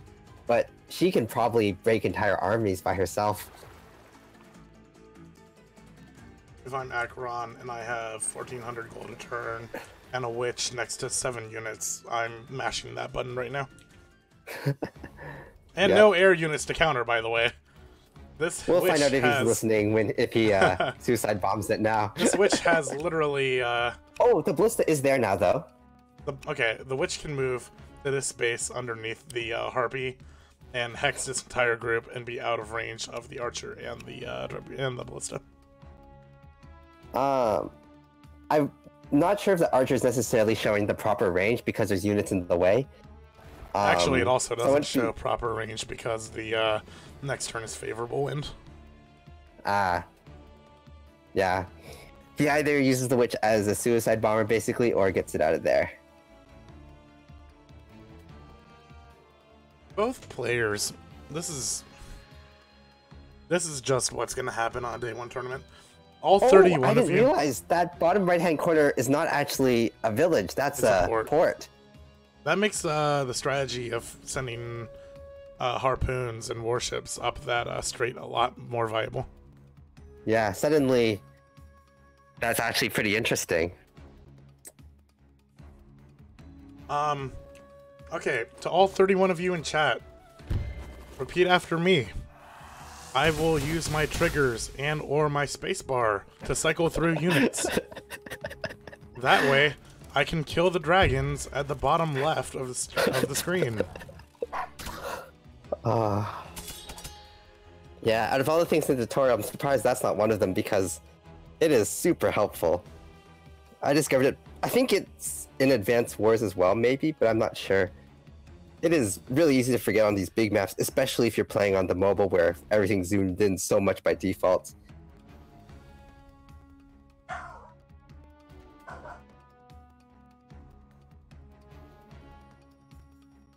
I think my battle doggo just burst into the house.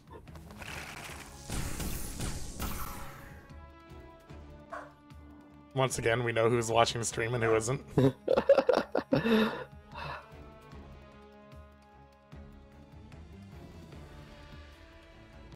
Yeah, Sacrificial Toast. We mentioned this at the start of the stream, actually, but it is a very interesting world where your standard infantry can't finish off an air unit.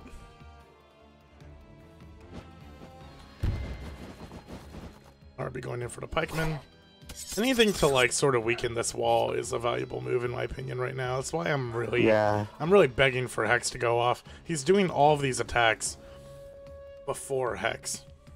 Yeah, it's a lot worse if you use Hex afterwards, but Hex can kill, so... Yeah, there it is. So the Archer will die to this. Wait. Nope, I guess the Archer had... The Archer must have had like 19 or something. Valder has one of the cooler kill animations, by the way. I don't know, I think Sedge still wins that one. Teleports behind you. Nothing personal. You know what? I'm thinking this might be a little bit of an overextension. Absolutely not. No, there's no attack damage. The units have no health, so they can't really counterattack. Absolutely. And I think this is a good example of why I like swordsmen so much better than pikemen. Is you really do have to use the fact that swordsmen have a crit. People don't play with their crit nearly enough, as much as they should. But yeah, that's a pretty good example right there.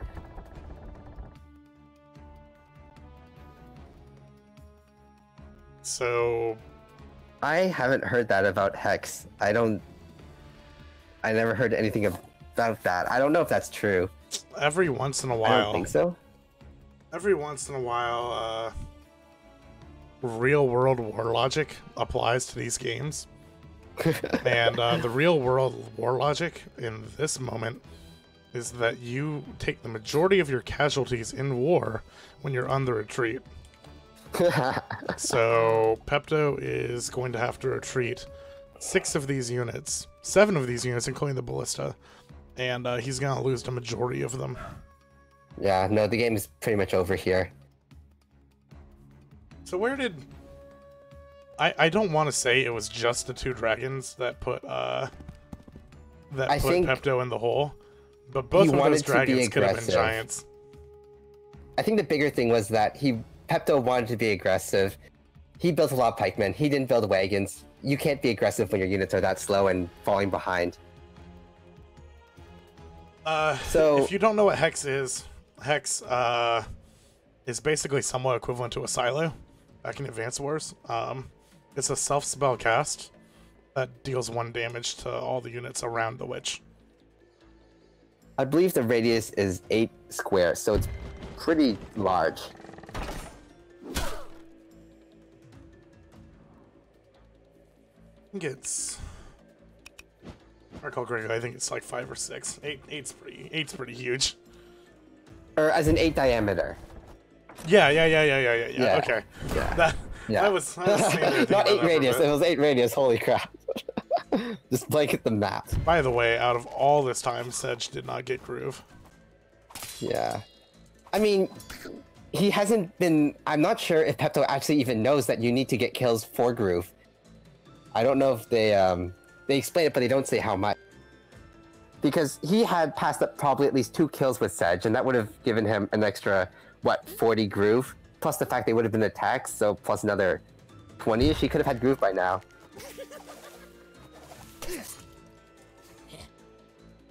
Well, at least he still has a cool kill animation. Yeah. And that just goes to show you, when you're playing on these small skirmish maps, even medium-sized like this, I mean, 2,400 gold just throwing them away to witches is... Yeah. It's a lot of lost value. I mean, in terms of the ground fight, I don't know how much it changes because at the end of the day, Arkno still had to invest a lot in witches that aren't doing that much for the ground. Like, they have Hex, sure, but that's often cost neutral. So I don't think that's necessarily shows where he lost the ground fight so badly.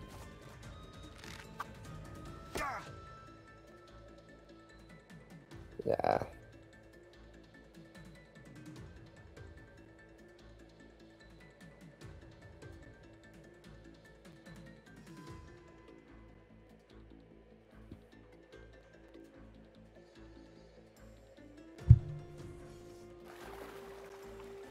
Acheron, again, these. Okay, so now everyone knows what the sea turtle animation looks like. Pretty cool. 10 out of 10. Cool. 9 out of 10. It looks really awesome. I'm down.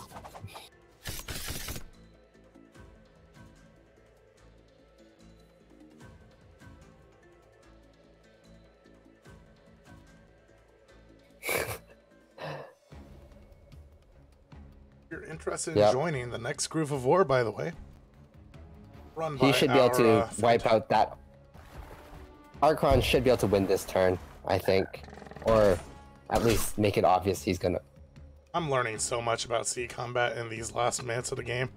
It's worth noting that that is the crit condition for the Being a reef. the harpoon ship. Yeah. If you'd like to join another tournament, by the way, or the next tournament, by the way, join the Discord community, Groove of War, X-Skits and these guys. Yep, that's lethal. That's not, well, yeah, okay, so Valder's gonna go down and Thanos snaps Sedge out of, okay, well, no, we're gonna let the Knight do it. So that's GG for GG. Pepto. And we'll be moving to game 2. Just kind of misused economy there, especially in the air. Both players missed a lot of Qs by not cycling units. But overall, pretty competitive game compared to game 1. No offense to our players.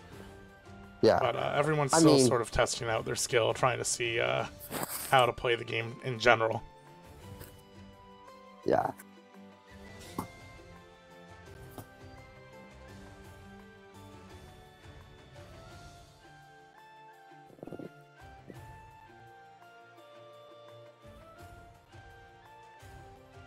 I think that for anyone who's watching this and wants to know, like, the quickest way to start improving is just really thinking about how you're going to capture your first half of the map. Like, in this game, both players, well, I mean, there wasn't any chance for them to screw it up, I guess, because it wasn't particularly difficult in this game. But in our first game, for example, that was the deciding factor. Yeah, for those of you who are completely new to Advanced War Styles games, and Wargroove style games, which that's what's going to be now because Advanced Wars doesn't exist. You have to build the economy to even worry about the army to begin with. Like, there's no point in learning army to army if you are not using good map control to build the income to make the army in the first place. Yep. It's like StarCraft all over again. You gotta get your natural expansion. You gotta get that factory, man. We're playing on a lot of maps that I haven't really seen outside of quick play rotation. The map pool for this tournament is every 2-player map. Yep. Which is fine. Again, we don't know all the maps because the game's been out for 2 weeks now. On the quick play maps, a lot of them cap out at like 600. I think I played one that capped out at like 500 income and had 2 factories and a tower, and that, oh.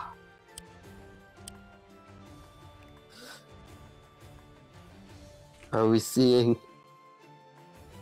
See the character switch. Valder. New route for Pepto. Yep. Seems like the groupthink is pretty strong with Valder Niru.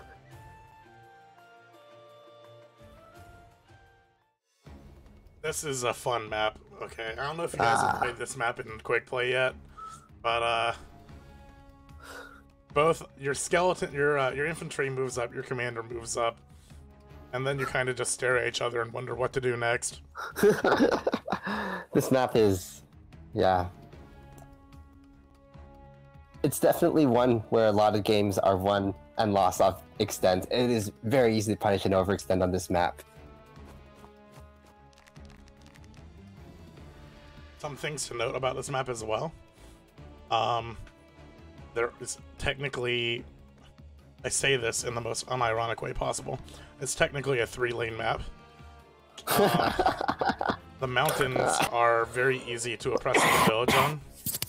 It's very easy to oppress the village through the mountains. So the mountains actually are not as insurmountable an obstacle as you would think. For sure. The mid lane, the But bridge. it's worth mentioning that Harpy's crit over the mountains is absolutely imperative to this map. The mid lane, I mean, one turn vehicle if you leave mid alone. And the bottom lane has a lot of room for artillery and for larger units. I haven't seen the bottom lane be used very much, but... Alright, we're starting with a turn 1 Alchemist. I think that's good. I think that's good value. It's kind of like the idea where you siege with a witch. If that Alchemist is a part of the initial center map control, Right. then Acheron is going to have a pretty good advantage shutting down that tower. Yeah. There's something to be said about preemptively building counter units in this game.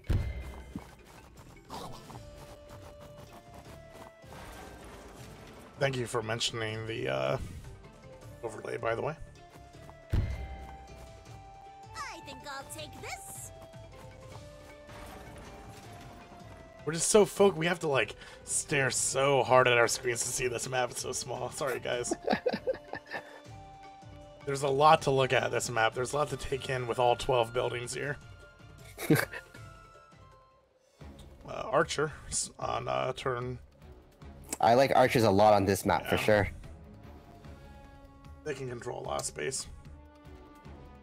I also think that this is one of those maps where Dread Knights are really good. One turn to reach through half the map. Yep. Yep. If you can slightly keep them on their half and have the middle, then yep, you can turn that every turn you want. 2 turns of favorable win, by the way. This archer can move, I think about 4 spaces, and then it will have 5 points of range, so it can actually harass everything in front of this bridge. Yeah. We're still new to this game, so these higher level techniques are probably going to be out of anybody's mind for a long time, but don't be surprised if in the future people start playing around wind and potential for wind, just saying, I'll get an archer now and position it here because if wind shows up, I can do a ton of damage. Archer has 3 move, by the way, not 4. But, yeah. Has a lot of range.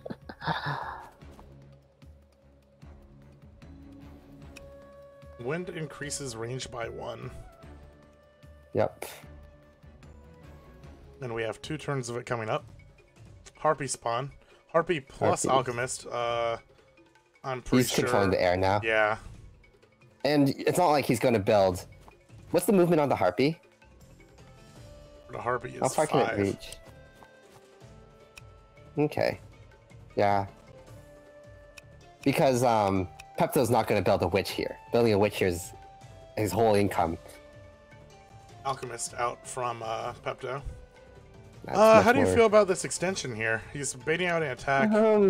Nuru is not in range to back up the lead. I think it's swordman. fairly safe because the Spearman or the Alchemist can hit that front one. Vader maybe can also hit that front one, but he can't hit to the second one. So at most he's getting 1 swordsman of value, and then he's going to eat a crit archer to the face. I think it's a pretty safe push.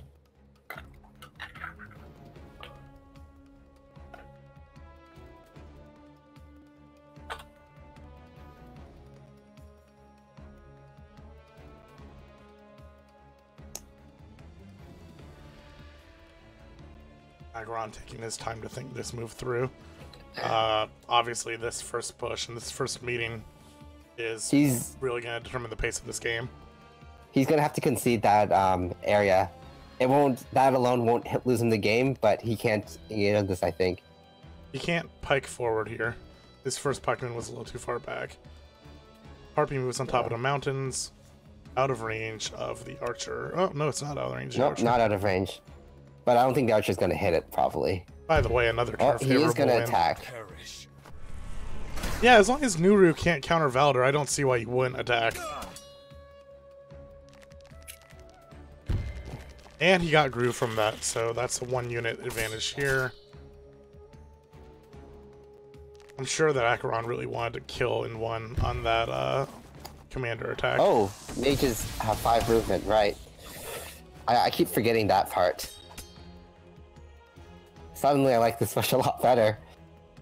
Yeah, Acheron overheard you said, I'm not going to run, I'm going all in. And he now has an effective 7-unit lead because Valder can just spawn another skeleton. Yep. Well, that alchemist is gonna die. The mage can run up on the skeleton. If the mage could go onto the path with the skeleton, that's not as crazy. Or just go on the road. I don't think there's much merit to going on the road. Yeah, I don't know if there was a reason you picked the road instead of above the soldier. Can Nuru hit that soldier? I guess not.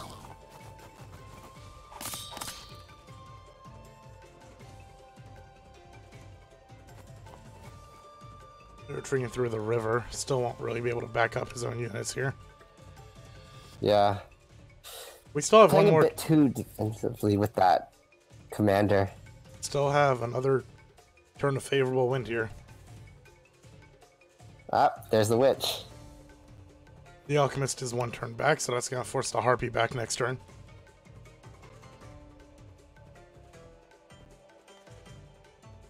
This counterattack actually really worked out. I'm looking at it now. That archer adds a lot of pressure on this, and the witch counters the harpy push. So Pepto really pulled this one through. Yeah. And here's the swordsman crit gonna come into play. This tournament is a 1-week-long tournament, by the way, guys.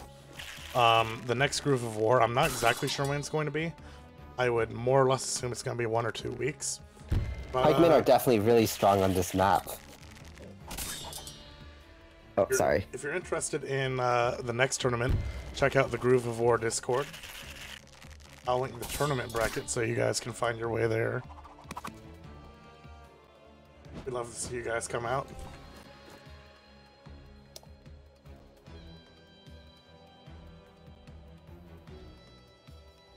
I think a part of what made this match happen is just the fact that Vader got his groove, Pepto didn't, and that's just because charge times. This map doesn't give you much time to charge up.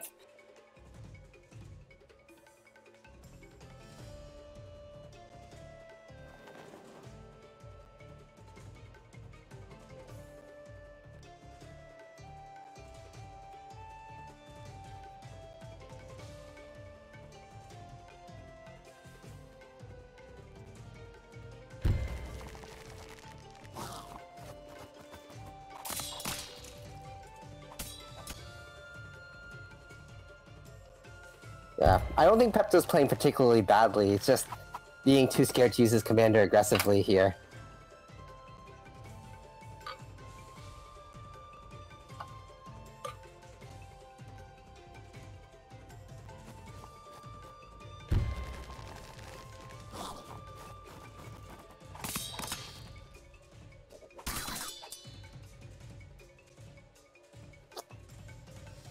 Yeah, Pepto has 500 gold, not really enough to build any units to really turn the tides here. The big difference is here that Valder has attacked several times now this match, while Nuru sort of sat behind and retreated back another space. Yeah. You kind of have to use your... your commander's free value. Exactly. It's not a unit that needs to be cradled and protected. When people attack my commander and they're not planning to kill it or really cripple it, it's free value half the time because you can just reheal it. It's like, oh, look, I paid for it as if it was a 500 unit. I got way more value than 500 out of it. Plus, swordsman crits. People don't appreciate them enough. Double pikeman crit, or pikeman crit there as well. Yep. Just stepstoning them. And Vader's gonna get meter again. Not that he needs it.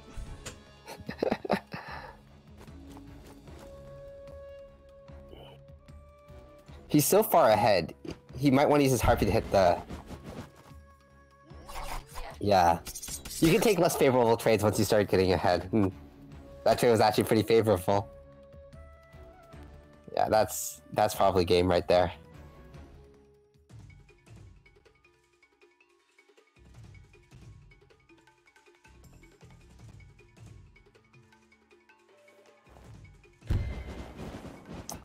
It's just like Supreme Commander all over again. New players feel like they need to cradle their commander, but people who played for a while realize you gotta send him out there.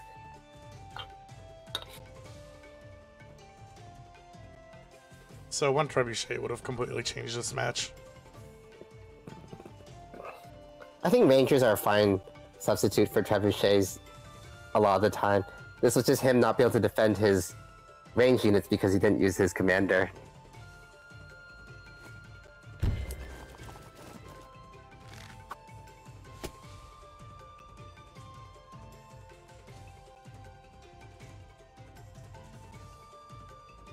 $500 gold income. So it's so hard to come back from this.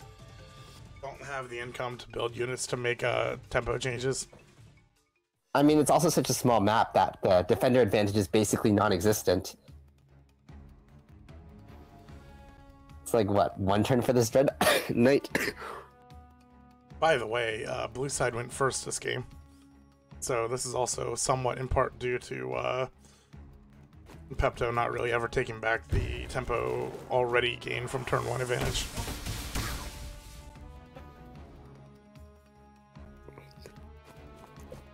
Rise from your grave. I think something that I know a game designer said to me before that I think is very true. First turn advantage is something that gets more and more powerful the better players get at the game. So we'll see how that changes things, because first turn advantage is already being felt quite a bit as it is.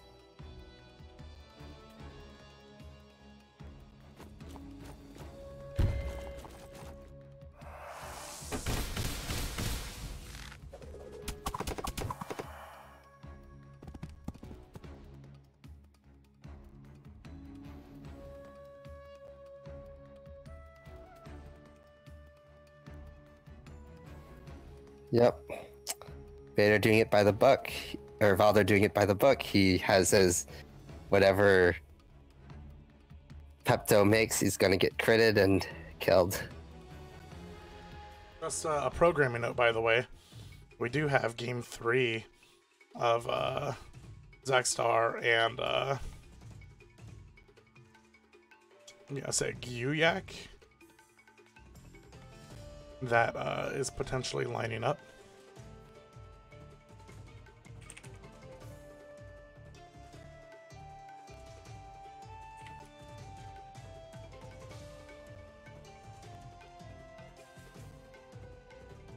At this point, it's more of a formality. The trebuchet does go out, and he actually can't run through that factory to attack it.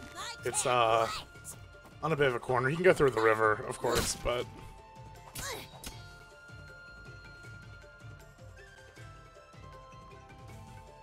done correctly, he knew he was going to die this turn, so we'll see if Acheron can figure out the puzzle. I will say one thing, addressing chat a little bit, Shucklefish has been very active with this game so far, just already giving a pretty good reply in their AMA on Reddit today. If you didn't see that, go to the Reddit for Nintendo Switch. And they've actually addressed game pacing, the battle animations, and other quality of life things. So kudos to them.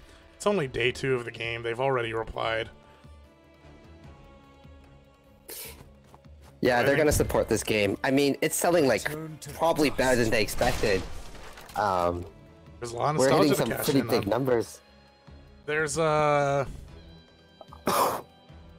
mean, they actually made a game that is good for people who haven't played it before too. Like, it stands on its own, I think.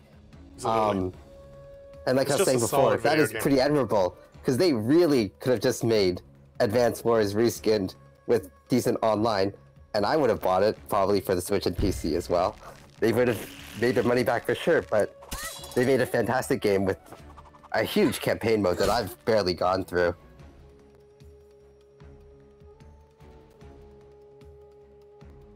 I think this would be one of those times where it'd be really nice to use that heal if you had the money.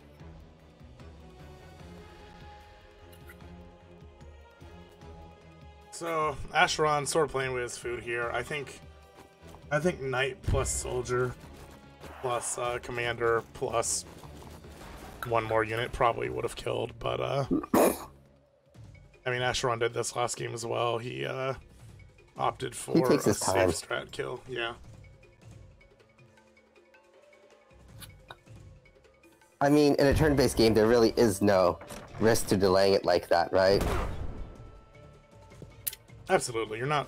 By the way, because this is a hosted game, it's technically an asynchronous game, so there are no turn timers on this match, like there are in Quick Play. Oh. Yeah. That'll probably change in future tournaments. I don't think you can actually can't set a turn timer as far as I know, because it's default asynchronous. I see. But this is more of a formality at this point. Yeah. I don't really want to comment on the meta of leaving a game when you lose, but I don't think it's a dishonorable thing. Well, the norm has to be kind of made, right? If people haven't... This isn't StarCraft, you know, where you GG as soon as you know you've lost a game. Yeah.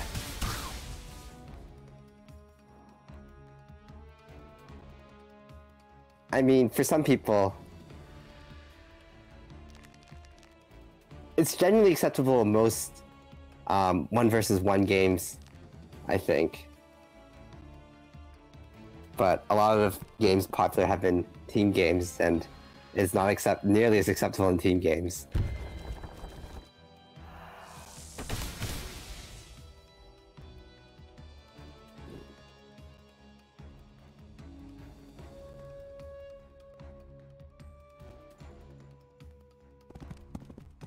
Hopefully we can give you guys Gwyac versus zaxdar after this game. They are on game 3, so that does give a slight promise of a pretty competitive match. Rise.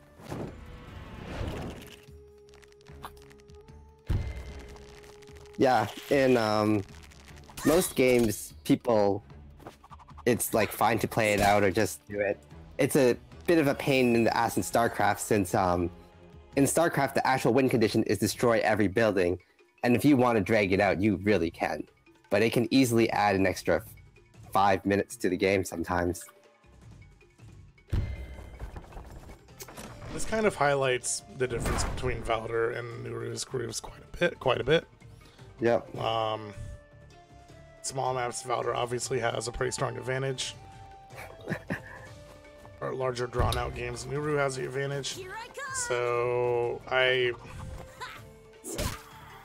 the only thing I'll say about Valder is when people start getting good, the extra unit he creates could become a liability since people aren't taking enough advantage of the fact that killing units gives you a huge amount of meter. And that's going to be a really big deal soon.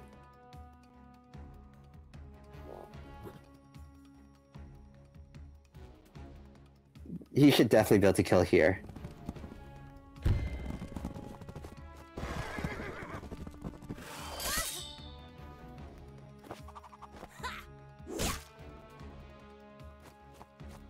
And that should finish it.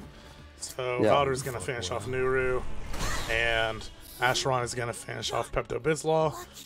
Acheron moves to 1-0 in his pool. Pepto moves to 0-1. So they'll be playing their next games in 2 days leading up to our larger tournament. So we've got a bit of a treat. I could set it up.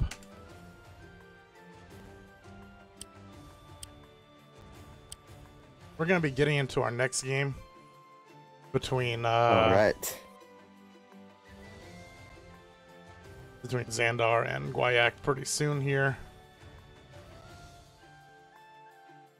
We're gonna try to get our tournament organizer on the phone here to sort of explain some things to you guys in chat. Better to get it straight from the TO's mouth, you know? But once again, this is Groove of War 1. I'm Gavin. I'm joined by Daak. Yep. All right. That is a lot of weird characters that I don't know.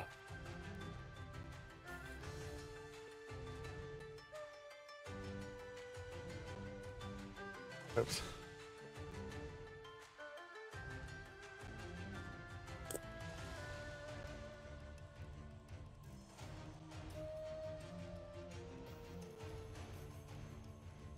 So we have given both of these players the okay. So we will, All right. So this map is actually one of the ones I was talking about that is a problem. Because if zaxdar does this possibly, he gets the bottom right-hand corner village. I think I'll take this. Hey, Skits, you there? Hello. How are you doing, friend? So, Pretty good. guys, this is Skits. He is Hello. the tournament organizer for this tournament. Are getting into game 3 between Gwyac and zaxdar. But we figured we'd bring in Skits for a second here. Pretty awesome event you've started running, sir. Thanks. It's a pretty awesome game. Wanted to make sure we had something to do on the first weekend. So one big question we're getting a lot is what comes next? A lot of people are checking out this stream. They want to know, hey, I want to join a tournament. When am I going to get my chance? What do you say to those guys? All right. My shot. So, as you know, this tournament runs until next Saturday. Immediately after that, I'm going to enable the ladder, which is going to run for the entirety for the remainder of February. So that'll be more of a ladder system. You just do your matches whenever with whoever is available, that kind of thing. Is that ladder hosted through Smash GG? Yes, that'll also be on Smash GG. Alright. So all of these things will be posted in the Groove of War Discord, which it's not the official Chucklefish Discord. I'll link that I'll link it in Twitch. Hold on one moment, sorry.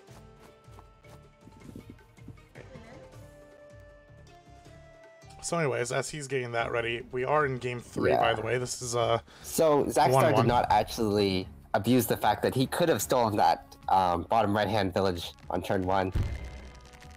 Okay, hello? Hey, what's up?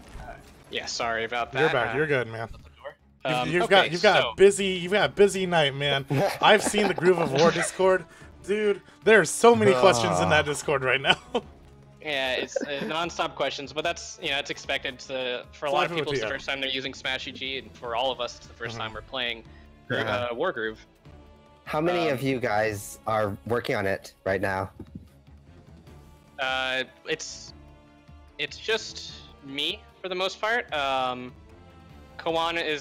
should be starting to help me soon. He said he wants to run a tournament. He wants to help run in this tournament. Then someone else also came to me with a proposal for a tournament that might be coming up this week. So that'll run right during this tournament. I wonder who that was. But Yeah. might be more details on that later. We're still deciding what we're gonna do with that. Don't want to make any promises before Absolutely. It'll be announced when it's announced. But I'm looking at the stream right now, and actually I see that I am going against zaxdar, and I have 1 win. Is that the? No, that's not right. I'll take this. I mean, I'm sure that you're thrilled for the 1 win, but Yeah. Yeah. So that's pretty much all we have for it right now. I've got to step away again, but I'm going to post the invite to the Groove of War Discord in the Twitch chat. It's right there. And then one thing you can look forward to is that the current Groove of War tournament will always be labeled smash.gg/Wargroove. Really simple URL. That'll always be whatever the current event is. that's pretty cool. That's Yep. pretty awesome. Well, Skits, thanks for stopping by. I know you're a busy man. Congratulations on launching Yeah. such a successful tournament, and thanks for giving us a chance to cast it.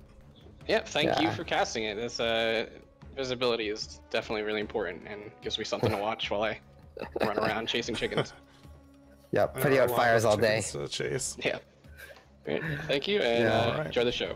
Thanks so much, Thank you. Skits.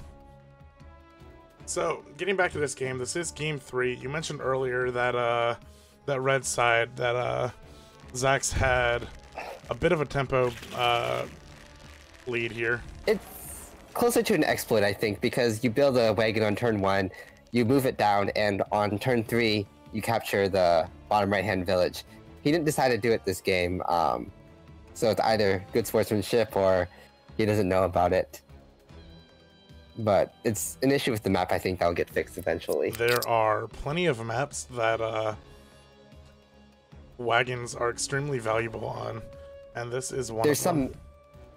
there's some maps, in fact, where wagons are straight up just banned, and that's not surprising to me. As far as like maps with wagons that have a lot of value, this is one of the top ones.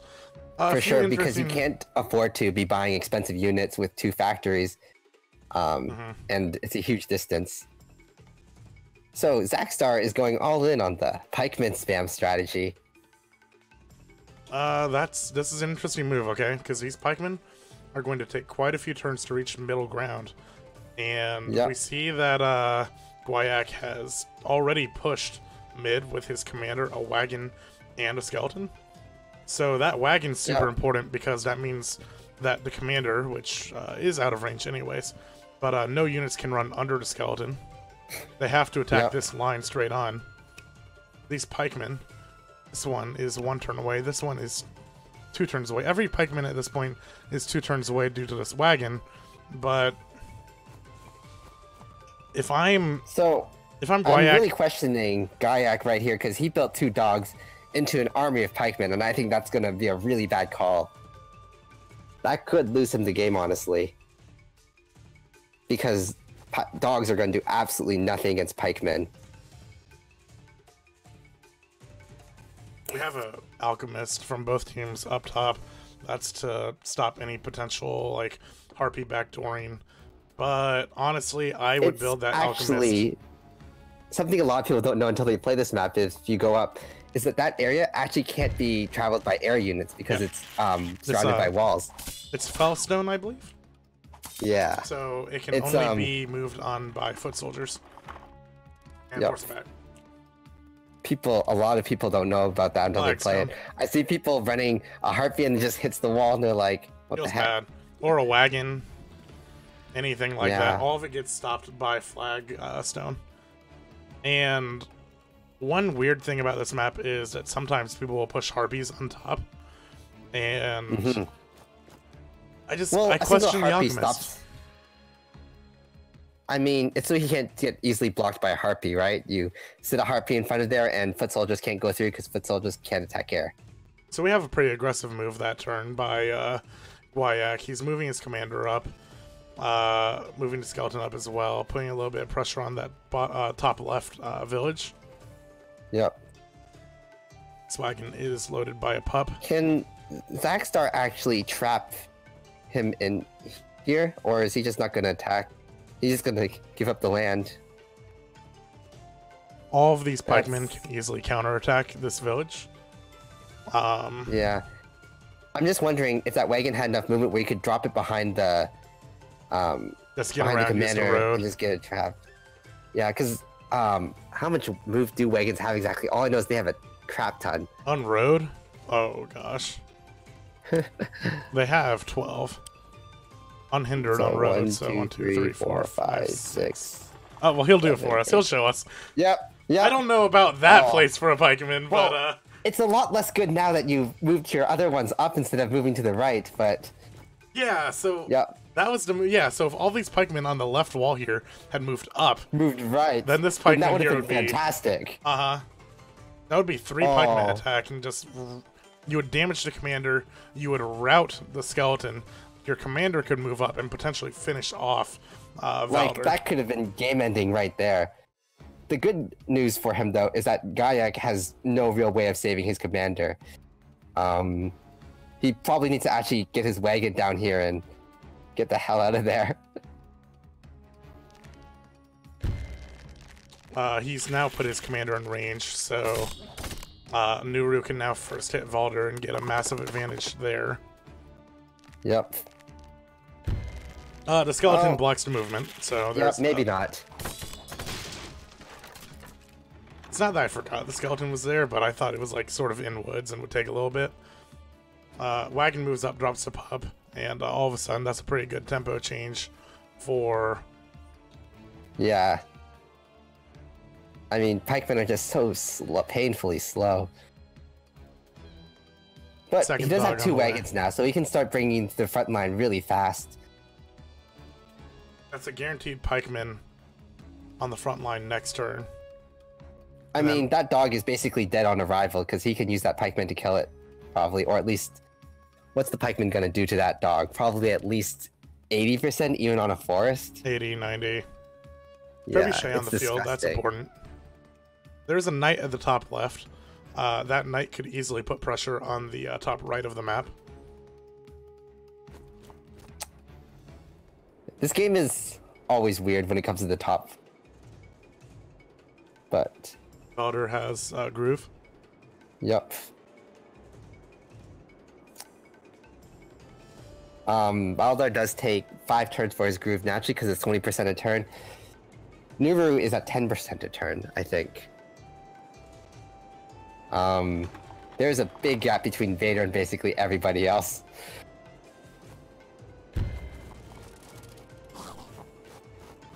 So this was probably a mistake here because he should have dropped another pikeman next to it first and could have gotten the crit to kill it. Yeah, he definitely could have.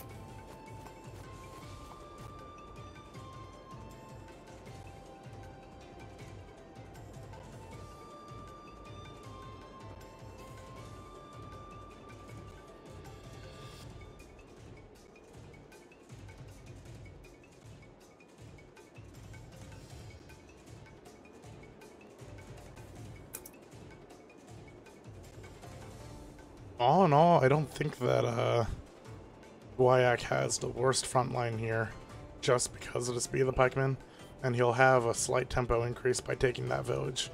The wagon, The only thing is, though, is that he doesn't have anything that can deal with pikemen, except his foot soldiers, but he doesn't have nearly enough of them. Well, he has the ultimate tactic of running away from the pikemen and not ever getting caught. That's a pretty good strategy against pikemen. You hold the village for 2 turns guaranteed. That is the real strategy around the You get pikemen. 2 free turns to wait for your trebuchet to come up, and you watch as he has nothing to do with the trebuchet. So, just gonna set chat on fire right now, but for everyone saying that trebuchets are better than catapults, trebuchets are actually a type of catapults. So, yeah, I'll just let that one sit there. Daak really going for killing the meme game early on in his casting career. Well, let's see how that settles. Just want to say that I'm not affiliated with him, even though he's co-casting my stream. It is turn 6 for Gwyac, so he could shield with the wagon. There's no real reason to do so. So he's gonna try to slam against the pikemen. So I don't like this play. He'll like kill 1 or 2 of them, but there's so many of them. Like, yeah. No, pikemen are actually just phenomenal against standard infantry, especially since now we have crit because they're on the line. Yeah. That's substantial that pikeman didn't die. That was a no, hole that was to, bad luck. That was bad luck right there. Because just gonna pull up the unit matrix again. Wagon pulls back. There's a pikeman behind all this, by the way. So soldiers with crit do 60% to spearmen on road. So given that it's about 10% on planes, that should have been a kill. He just got really ruined by RNG. All right, here's what Zaxdar does next Yeah, turn. that's gonna do nothing. Zaxdar can actually potentially win this turn. So Probably. Zaxdar needs to kill the skeleton with one of the pikemen that can't reach, so it's back one. He needs to sack his one, just deal a little bit of damage. Another pikeman can go in for the attack. The back pikeman can go for the attack. The back one will die, most likely, but the wagon can also block Valder from getting a heal. So, I don't think Valder's going to die this turn, but Valder's going to get hit pretty hard this turn. Also, this wagon here with a pikeman can also come off and cut Valder off. So, this is a very good chance. This trebuchet is a turn late, even when it does get here. We have a pikeman here to harass. But if I were Zaxdar, I would maximize damage this turn. All of these pikemen have finally paid off. Yep. This is the reason he went mass pikeman.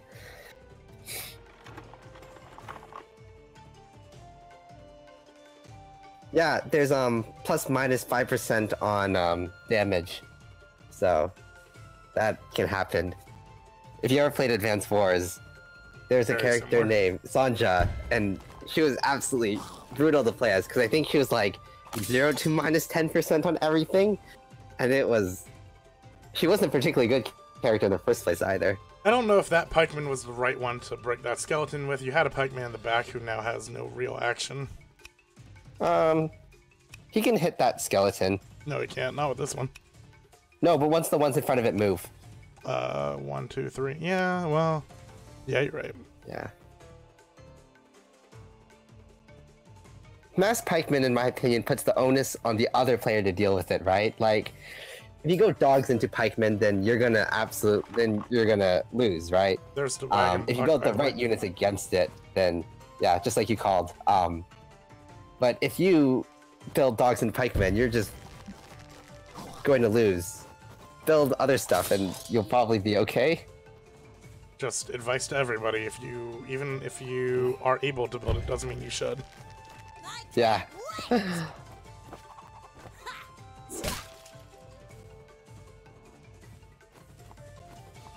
think pikemen, just in general, are the They're like best unit against an average player. Yeah, I think that's the right way to put it.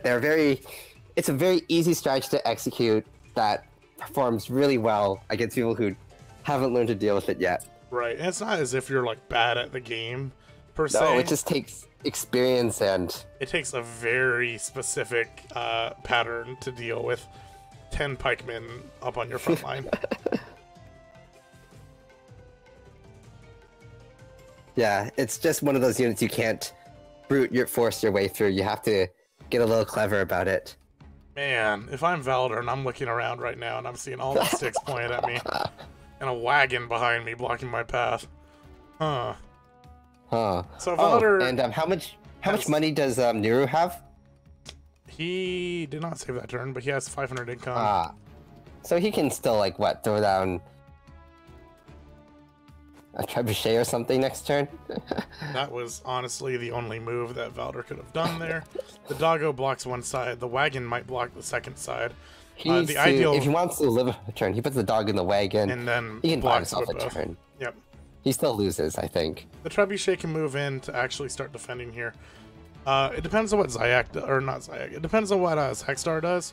If Zaxdar ignores this village and saves himself 2 pikemen to push forward, I will take the minor gold loss for a turn or two for the chance to just keep on shoving. For sure. He put his trebuchet just out of range of the pikemen. I don't think that was per se the right move, because one turn from now, that trebuchet is going to be under pressure. And he can just drop wagons right next to it. And like, when I'm looking at this bottom state, right, those dogs basically don't exist in my eyes. They can't do anything. They're just going to get one shot. and now he's building a knight. Knights, at best, they trade evenly with pikemen, in the best case scenario where you get a crit off on them. But yeah, Niru has summon, 700 gold summon. So actually, okay, so he can throw down a crit archer or something. I mean, she could also just save it, summon something much bigger next turn. Yeah. Honestly, right here, I might even make kind of a bold play. I might put Nuru in the wagon. I would put Nuru on the wagon and drop her off under the trebuchet. Because everything that Gwyac has cannot kill Nuru, Yeah. so why not just cut him off? That is...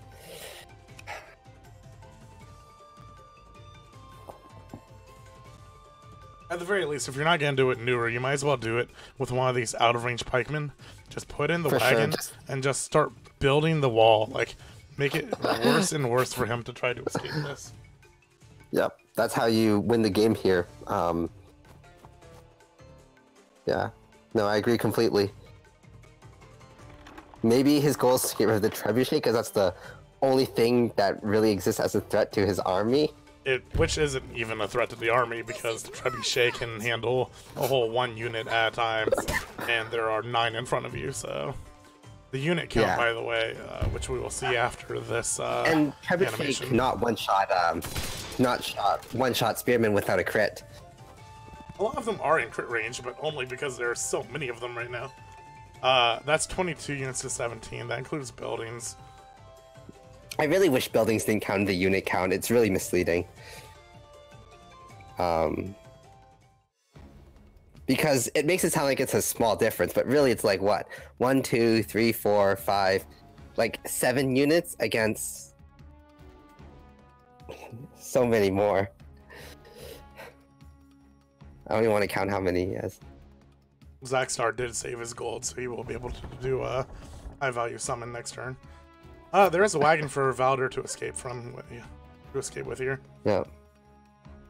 So the game's not going to end for a while, but I think it's already decided.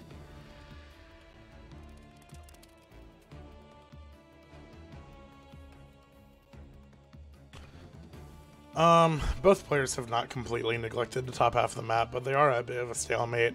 One doggo is the only thing that kind of separates this top half of the map.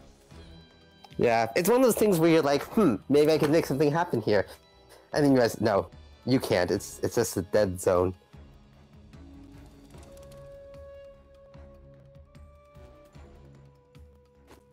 I mean, he's doing a good job matching units 1 for 1 up top.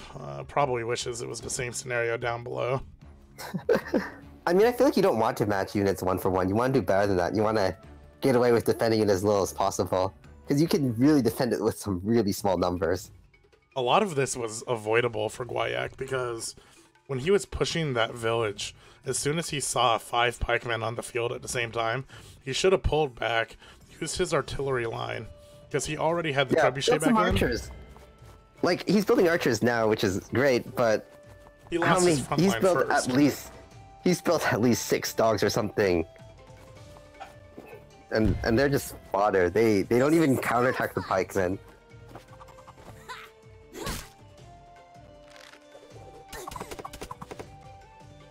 One of the things that's going to make this game have a fairly difficult learning curve, though, is just the fact that you have to build your own army. Like, that's just a whole extra step that you can screw up and make a bad choice, and that'll cost you the game.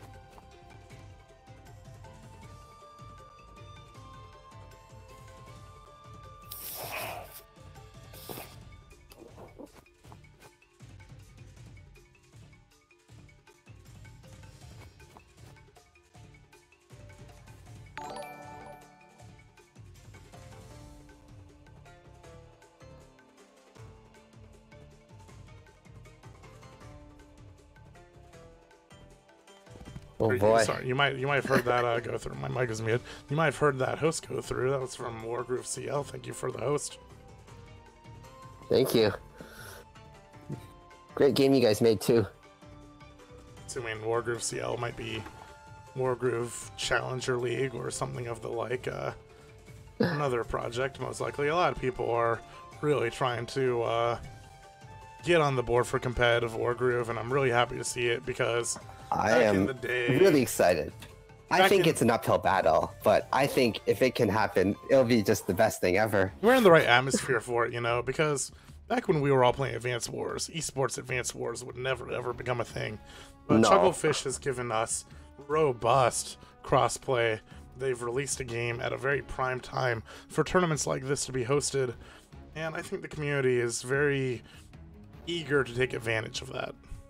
For sure, and it's a game that I don't think it's competitively intimidating as another game like fighter games, right? Where you need to like have a huge amount of skill to even start, or StarCraft, or a lot of the other esporty kind of games. So it's really easy to pick up by comparison, and then you lose without understanding why.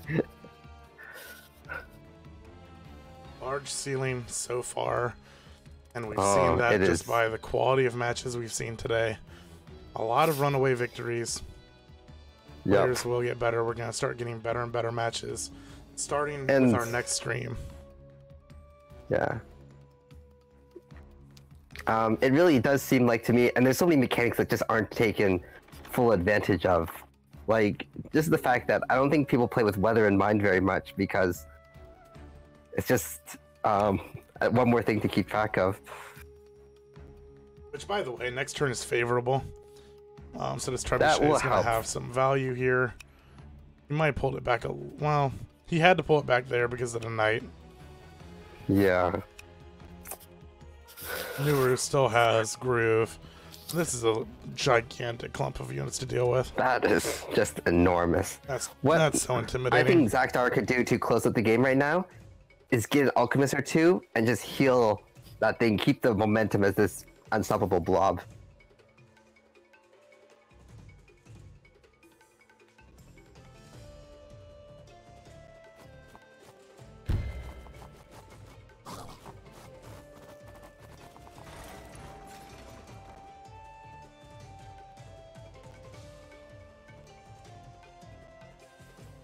So, it's not, well, 700, 500 is a pretty harsh, lead. Very hard to come back from the difference of a knight. Remember that knights cost 600. Having 700 versus 500, being able to build one knight for every Absolutely. single alchemist or every single archer is a really big deal. And he's That's not more or less- overextended to flip that one city. He's actually planted down. He's got pikemen on the ground. He has a big wall of them. His commander's there to back it up. He now has a knight. He's got ranged units backing it up. You're not going to be able to dislodge that anytime soon. I think this would be the I moment think- where I would call GG personally. But Yeah. each player to his own as we sort of learn what good manners are in that regard. Favorable win does end next turn, so this trebuchet loses some value even more.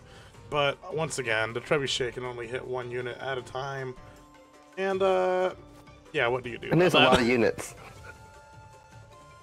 I think if Spearmen did need to get... Just looking at Spearmen, though, it is pretty hard to one-shot them. What's worth noting is that mages are way better against Spearmen than most people think. Mage crit absolutely one-shots a Spearman.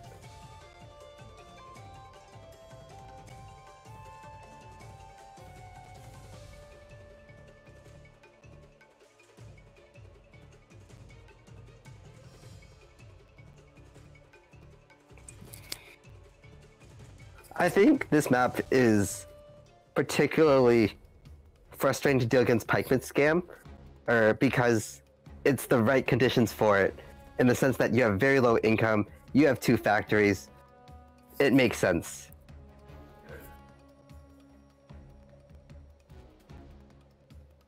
This is kind of like we're starting to see a bit of a pattern here.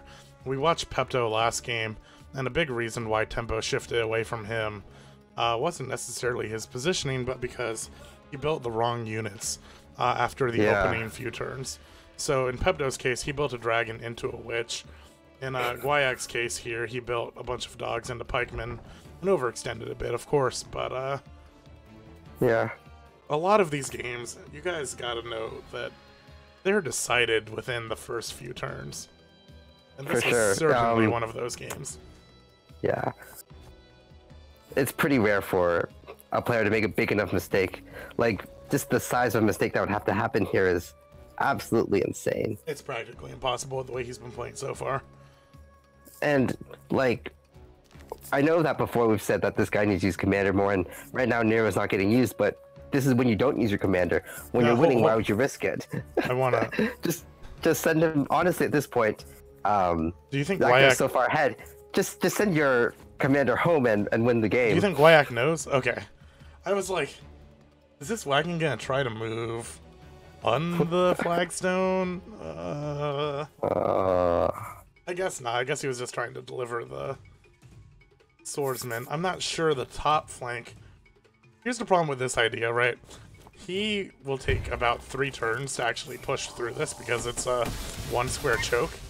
And by the time he does manage to push through that, I think Valder's might be just bleeding dead on the ground. Yep.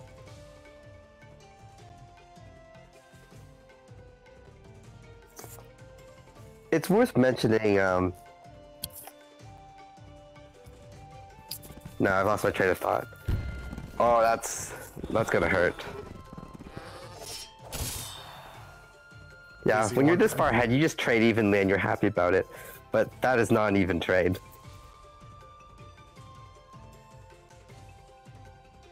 So one unit has to stay behind and deal with the knight.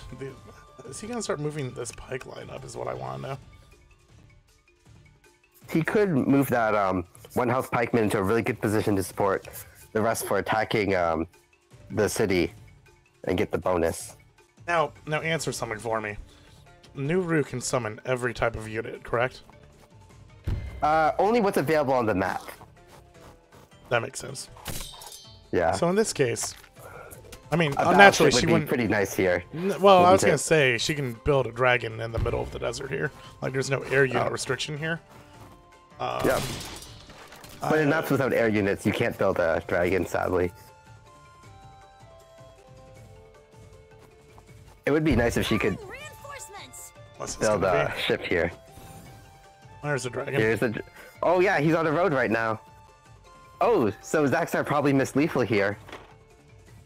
No, he wasn't in range of the pikeman. But no, as in the knight could have hit Valdar and the Valder, and then the dragon could have finished him. I mean, dragon would have dealt maybe 5. Knight would have dealt Dragon 3. on road does like 80 to commander. Because dragon crit is like double damage. That's true.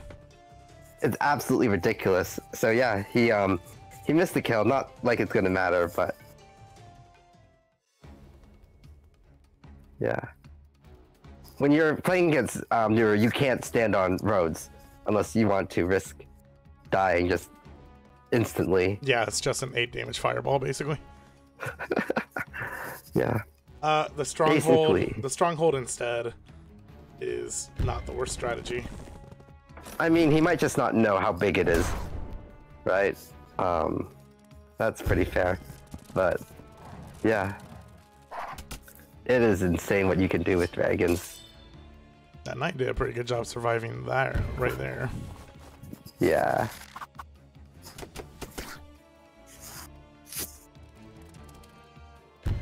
Zaxdar's getting some good rolls. Yeah, obviously it didn't matter in this case, but that was the second time.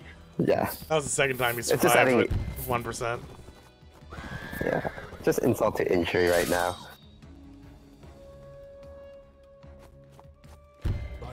See, like the reason why cavalry are so bad against pikeman swarms is, oh sure, even if you do manage to kill a pikeman, then you just only get killed by another one. Should note that skeleton taking that city gives Valder another space to be attacked on right there. So he can take 3 units this turn. Commander, dragon, pikeman. Valder should die this turn, I think. Well, maybe not, because dragon on forest actually doesn't do very much. It'll only do like 3, I think.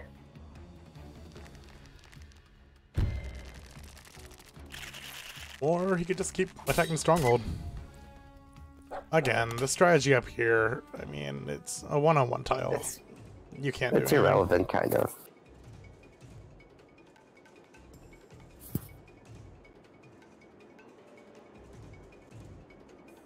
I mean, zaxdar can just murder everything. That cavalry's a, the knight's a one-shot. I wouldn't have used that knight, or that, pikeman. But, yeah, not like it matters. Well, actually, yeah. He's slowing himself down. Sandstorm is the opposite of wind. Sandstorm is going to reduce it and do a bunch of other bad things. Wind, gives range. If anything, zaxdar is sort of slowing down his win. Yeah. Yeah, this dragon needs to move.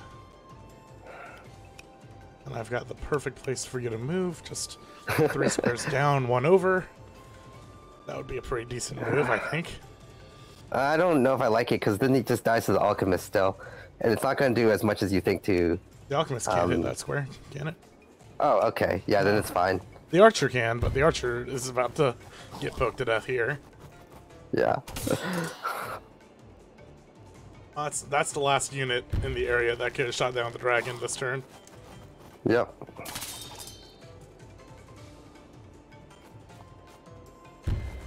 With the one unit, with the 1 health pikeman, you can actually surround Valder this turn.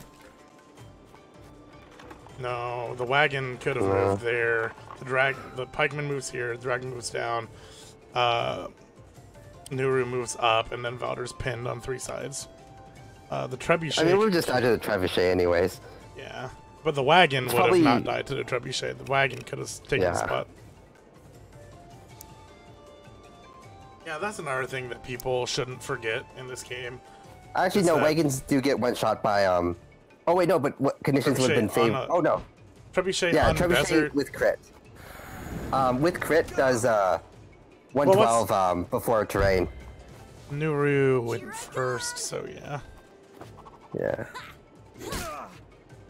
Yep, it's the same as rain. It just depends on what biome you're playing on. Yeah, there's only bad weather. There's no difference between them.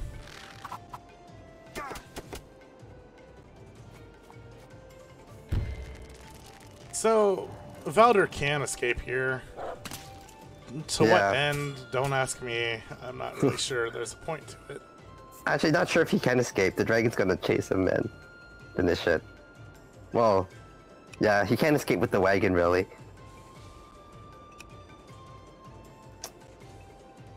Another pikeman in the back, just to make sure that he has enough.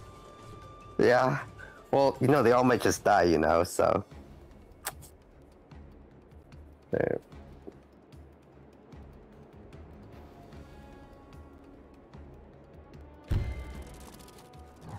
Really just seeing in this what is way... the first time a pikeman has died to dogs in this game. Maybe, like, the 3rd time it's happened since this game got released. Yeah, the pikeman dog matchup is just so brutal. I guess if you're trying at this point to see how long you can live, which is an honorable game, I suppose, Valder can retreat as far back as possible. The wagon and the alchemist and the second alchemist can make a wall, but no, he says gwyac surrenders. I mean, yeah. Gwyac going ahead and say, "You've got me. I'm gonna go ahead and skip my turn." And Naruto's gonna finish off Valder. This is not the end. So that's the set count for zaxdar. Yeah. They were scheduled to play game 2, but they, you know, games take a long time. We'll definitely account for that next time. Yeah. But that would be it for tonight. So, all right. Really quick, we'll just keep it on this screen for now.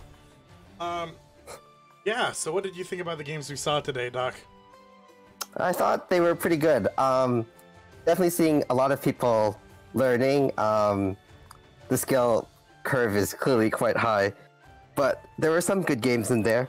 You could definitely tell that a lot of mistakes just positioning, building, people are gonna get better at them in like a month or a few weeks from now. Right. But a lot of early games are just gonna be decided by these small mechanical things that need to be learned, right? I think a lot of games right now are being decided by, I played Advance Wars as a kid, or I played a lot of Fire Emblem as a kid, or even now, versus all the people who are like, Wargroove sounds great, Chucklefish made a game that has very large appeal, the game's getting large, great reviews, a lot of people are trying it out. And there'll also be people who played Advance Wars on against other people versus people who only played the campaign. People who only played the campaign might get, well, it depends on which campaign they played. If you can beat Rivals, I'm sure you can beat all of us at Wargroove. And honestly, if you played today and you watched the VOD, you got destroyed 2-0, 2-1, keep at it. This gap is not insurmountable. This game is very forgiving. There's a lot of things to learn, and you can have fun doing it. Expansive campaign. As I said, Definitely. Chucklefish made a game that has, there's a lot of stuff to do, and there's a lot of fun to be had. I mean, if you play this as only a multiplayer game or only a single player game, it's worth $20, easy. No doubt about it.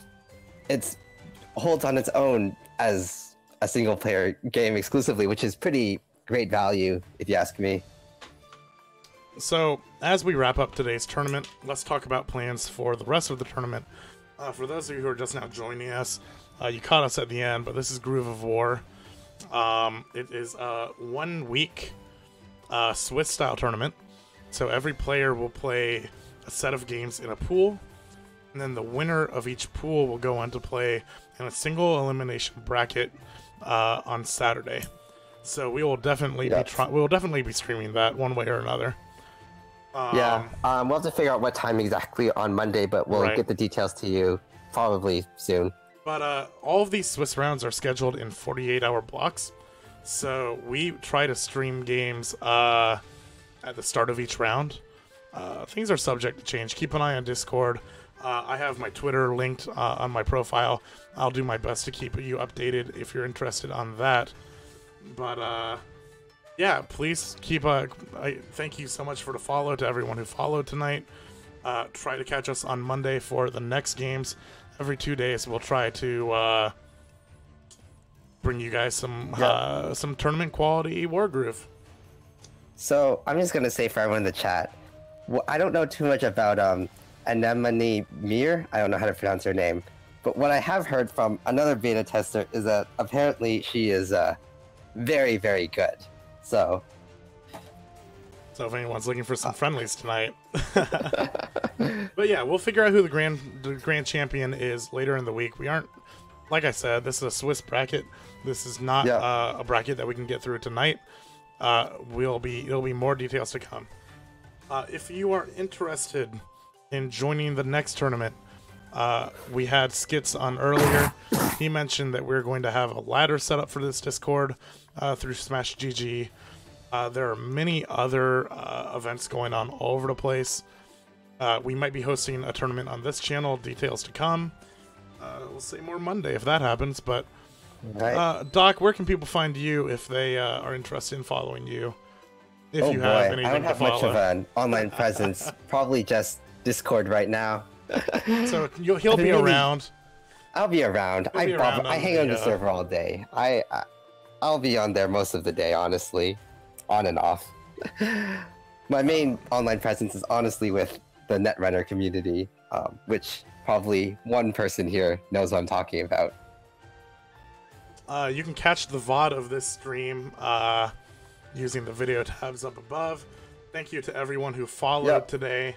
I got a short list here. Flame Gamer, Nani the Mate, J Perrier, Endon, Asgard, Atlas Italian, thank you for the subscription. Andros Game Dev, Cassie Rose, Glitcher, The Last Level Boss, Nerf Boss, Wargroove CL, Yazik, Ninja Tank.